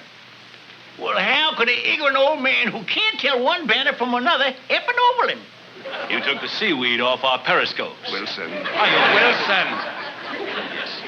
I was so impressed by what you said that I dispatched my entire staff to try to locate you. They found you through me. So you see, our introduction was fortunate, though a bit damp. You made us realize that we had turned out to pasture a lot of our best brains. And that situation was the key to our falling production. So I said the right words under the wrong banner, huh? And they would have been the right words under the right banner, too, Amos. Mr. Overland gave your views on our retirement rules such a hearty endorsement that I've decided to call our executive council together for the express purpose of rescinding our retirement rule. You licked them. So me and Doc and Sam, we ain't through lodging, huh? Oh, not for a long time. You know, someday I hope to see you on the executive council. Hear, hear. Wilson, it's going to be a pleasure to replace you with an old man. Well, see, if that takes care of all the business, I'd like to go have some fun. This is still a convention, ain't it? It sure is, so enjoy yourself. I know I'm going to. Good luck, Abe.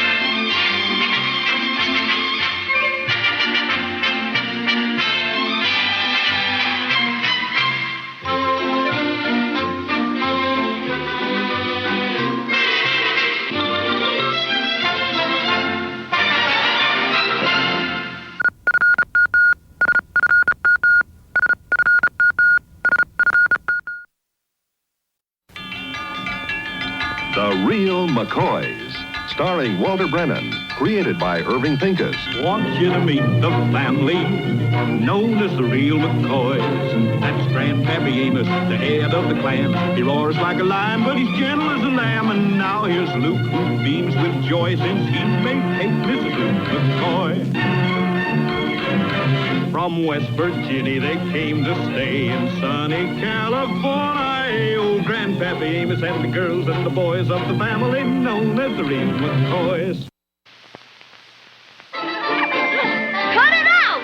There's nothing the matter with her. Yeah, except that she's 10 feet tall. She is not. She's no taller than I am. Yeah, if you stand on a ladder, eh?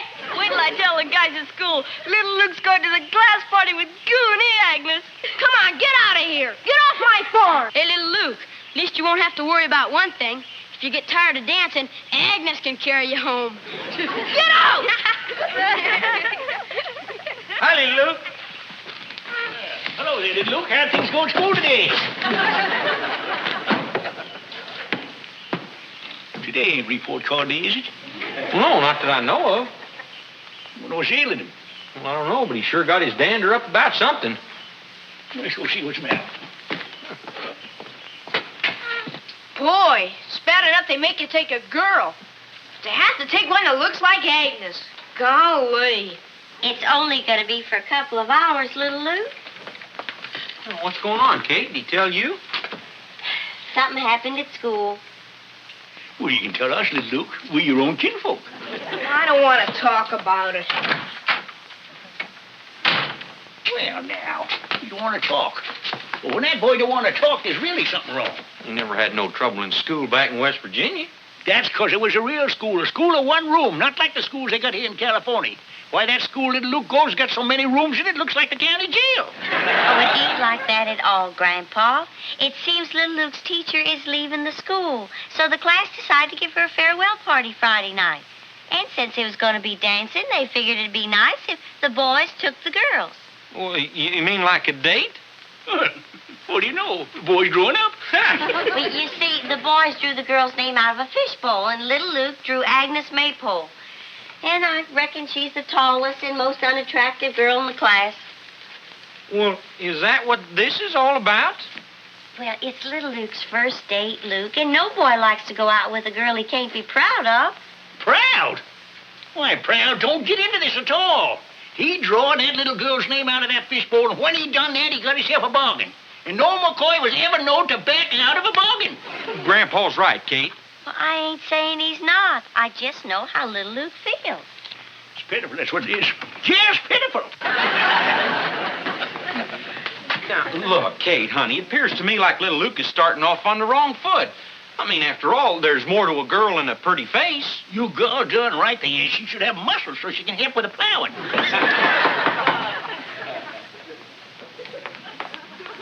Hello? Hi, I'm Agnes Maypole. Oh, yes, Agnes. You're the girl that little Luke's supposed to take to the party. Won't you come in? I just came by to give little Luke his loose leaf. He left it in school. Well, that's nice of you. I'd like you to meet little Luke's brother, Luke, and this here's Grandpa McCoy. How do you do? I'm Agnes Maypole. Yeah. We know. Little Luke didn't know I was coming, so if you'll give him that, I'll go. Goodbye. Oh, Agnes, I'll go get little Luke. You just wait a minute. Okay. Little Luke picked me out of a fishbowl. I mean, I'm the girl he's supposed to go to the party for Miss Reynolds with. That is, if he wants to. Well, if you're the one he picked out of the fishbowl, you're the one he ought to take. I heard you came from West Virginia. That's one of our most important states. You bet it is. We've been reading about West Virginia in school. The 5 largest cities are Huntington, Charleston, Wheeling, Clarksburg, and Parkersburg. Hey, that's pretty good. Agnes is right smart for a girl. Agnes, little Luke said to thank you for bringing back his notebook. Oh, that's okay. But he won't be coming out right now. Oh, that's okay, too. But I'm sure he'll see you tomorrow in school. I'm real sure of that.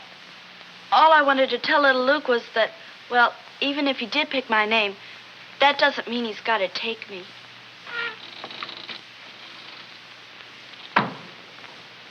Agnes. I just want to talk to you for a minute. You like little Luke, don't you? Uh-huh. Yeah. You'd like for to have him take you to this here party, wouldn't you? Uh-huh. Well, if that's what you want, you know, you got to make him want it too, right? Huh? Well, you see, all he needs is just a little encouragement. Now, I tell you what we'll do. You ask your ma and pa if you can't come over and have supper with us tonight. Luke will pick you up and take you back. Grandpa, I don't think it'll work. What I mean is, I think Agnes's folks will want her to eat at home.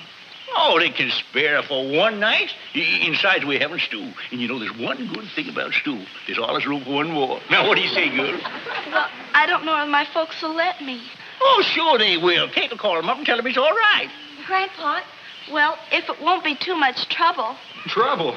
Shucks, when it comes to eating, us McCoys always figure the more the merrier. Okay. And thanks a whole lot. Pick you up around 5.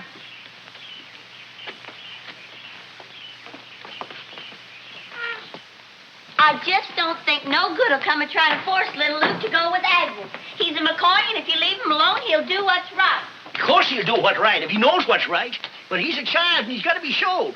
He's got to learn that you can't go through life of just judging folks by what you see on the outside.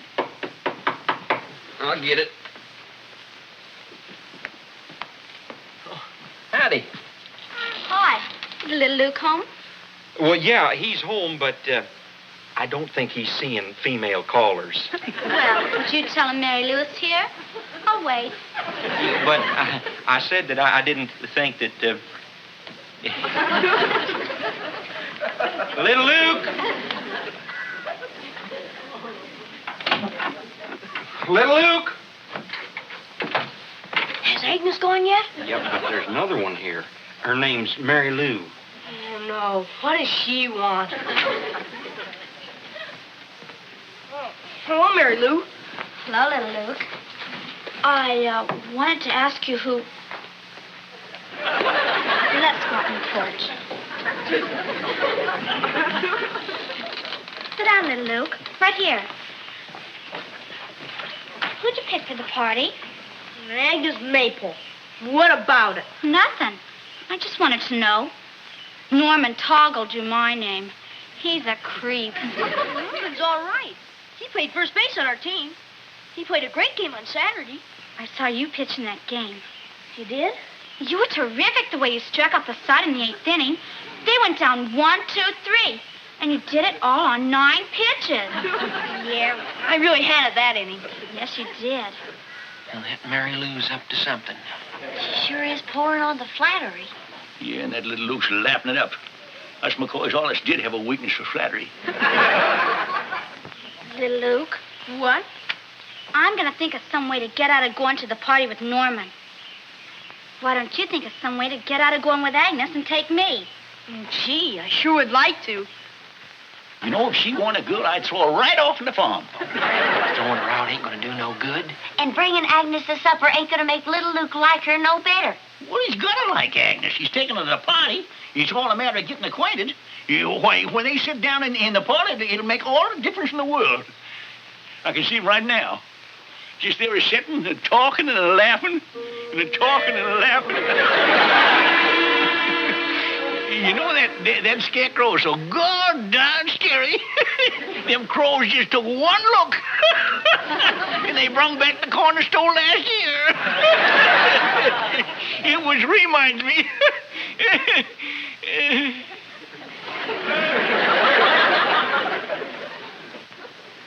It's nice weather we're having. You think it's a nicer day today than it was yesterday? What do you think, little Luke? Little Luke, did Agnes ever tell you the names of them big cities she knows about in West Virginia? You see, you always like to hear them names said. Go ahead, say them.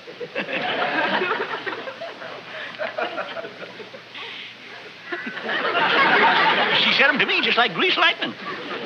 There was Huntington, Charleston, Wheeling, Clarksburg, Parkersburg.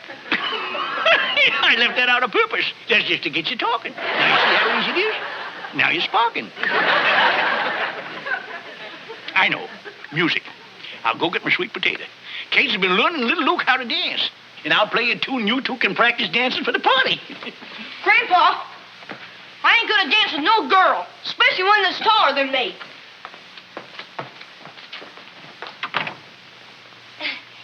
We can all sit down to supper now. I'm sorry. I'm not hungry. Could I be taken home, please? Grandpa, I hope you're satisfied. Your meddling sure spoiled things. Spoil things? Why, little Luke and Agnes is getting along fine. They just had their first quarrel.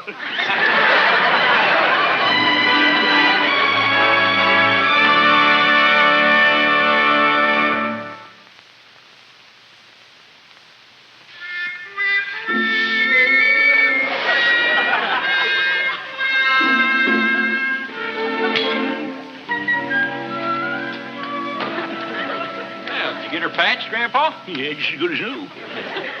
They sure know how to make them in them days. Say, Luke, you know, I've been doing a lot of thinking. We've been going at this little Luke Agnes thing all wrong. We have, huh? Yeah. You know, I figured it out just like a general figures out a battle. We got to change our thinking. Well, so what are you aiming to do about it, Grandpa? Well, seeing as how I'm the general, here's my plan. Now, if we want little Luke to shine up to Agnes, we got to make him think that we don't want him to, see? Because he's going to do just the opposite of what we want him to do. You understand? Now, that sounds plumb crazy to me. I don't want no part of it. Well, all right, be a dessert if you want to. I'll be the general of the whole blasted army to boot.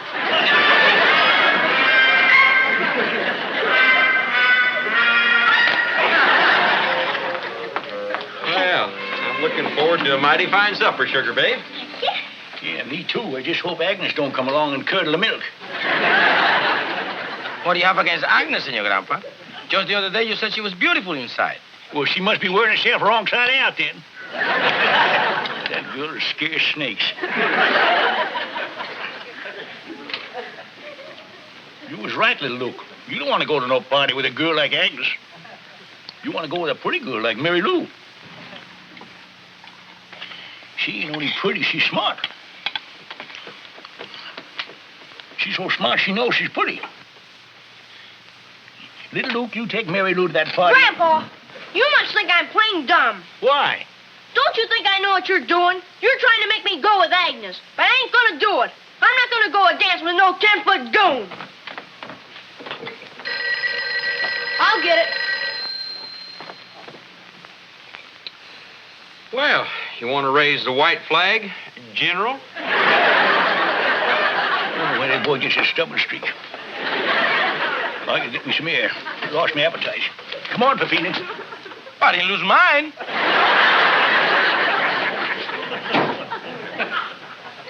Who's the phone for, little Luke? It's for me. What is it, Mary Lou? I got out on my date with Norman. Well, how'd you do that?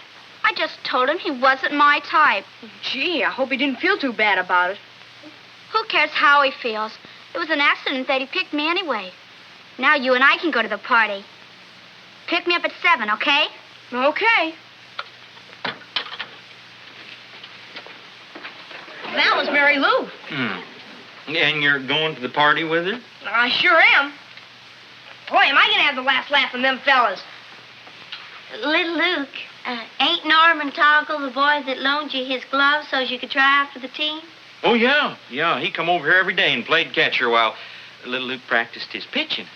Well, that was real nice of Norman. Yeah, but that don't mean that little Luke owes him nothing.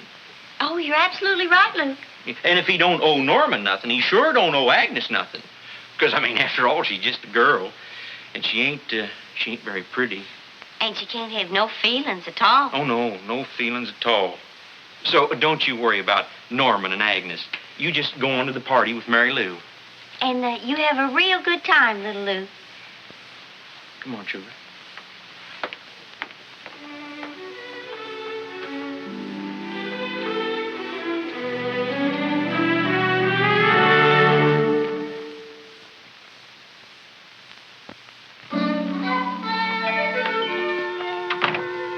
Grandpa, what are you all dressed up for? I'm going to town.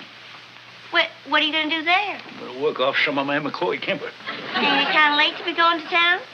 Town's open all day, ain't it? I know, but if you leave now, you ain't going to be home in time for supper. How can you talk about supper at a time like this? Tonight, our own kin disgracing the McCoy name. But fair play. Grandpa, I know how you feel about the way little Luke's acted, but you gotta remember, he's just a little boy. Little boy, he's 13.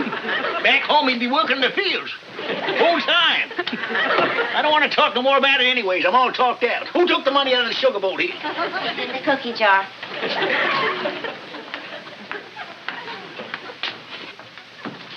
Hi, sugar.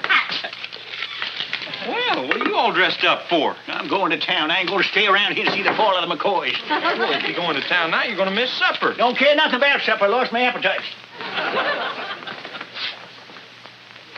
So why don't you ask me what I'm all dressed up for? Well, you're going to town. You're darn right I am, and you're going with me. I am? You're darn right you are. Well, once in my life, I want somebody to talk to that ain't a McCoy. This is just in case my appetite comes back.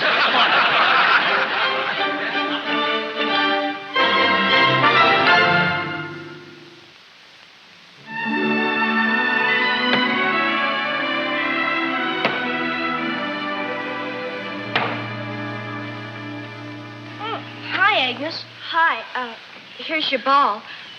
Could I talk with you for a moment? Sure. Well, what it is, well, you don't have to take me tonight just because you drew my name. Gee, I wouldn't blame if you didn't want to go with me. The way I acted the other night. Well, I know you don't want to. So, do you mind if I went with Norman Toggle? Norman Toggle? Uh-huh. And that'll leave you free to go with someone else. Someone you like better. Gee, Agnes. Well, I don't like... You see, he doesn't have anyone to go with since Mary Lou broke her date with him. And he seems so unhappy. Gee, you're doing that for Norman? I mean, you're doing what a guy would do for a friend. You're a regular fella. Say, I got an idea. What? Couldn't the three of us go together? Well, are you sure you want to? Well, sure, I'm sure. I had other ideas, but I took care of them this morning. Oh, gee, little Luke, that'll be swell. And I'm awfully glad you want to go with me.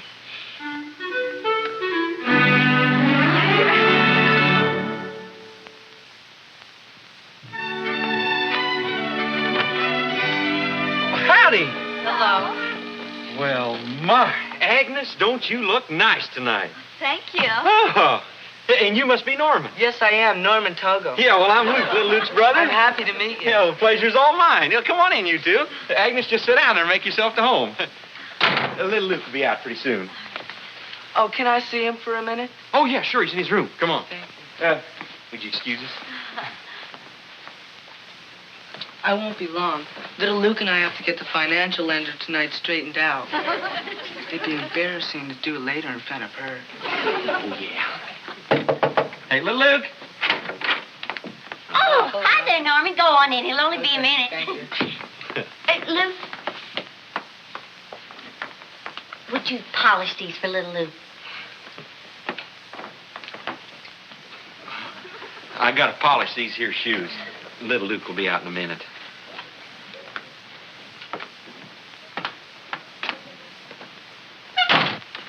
Good night, Senor Grandpa. Good night, Peppini.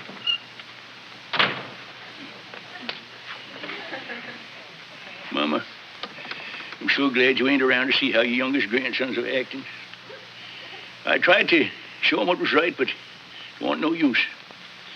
The boy's headstrong. Like your side of the family. Mr. McCoy, Who are you? I'm Agnes.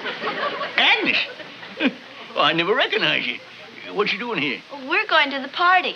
No, Agnes. Look, sit yourself down here a minute. I want to talk to you. Didn't Luke tell you that he won't go take you? No. You mean that he never said nothing? He let you get all prettied up like this and even come away over here, but he never told you nothing? No. Oh, the shame of it. What do you mean? I mean, little Luke ain't taking you, so you might just well go on home. Well, what about Norman? Norman? Well, you must have the wrong place. There ain't no one around here by that name. Look, honey, I'm sorry, but I done everything I could. But I'll show you at least there's one gentleman in the McCoy family. I won't take you home a chef. But Mr. McCoy! Hi, Agnes. Gee, I thought you were Agnes.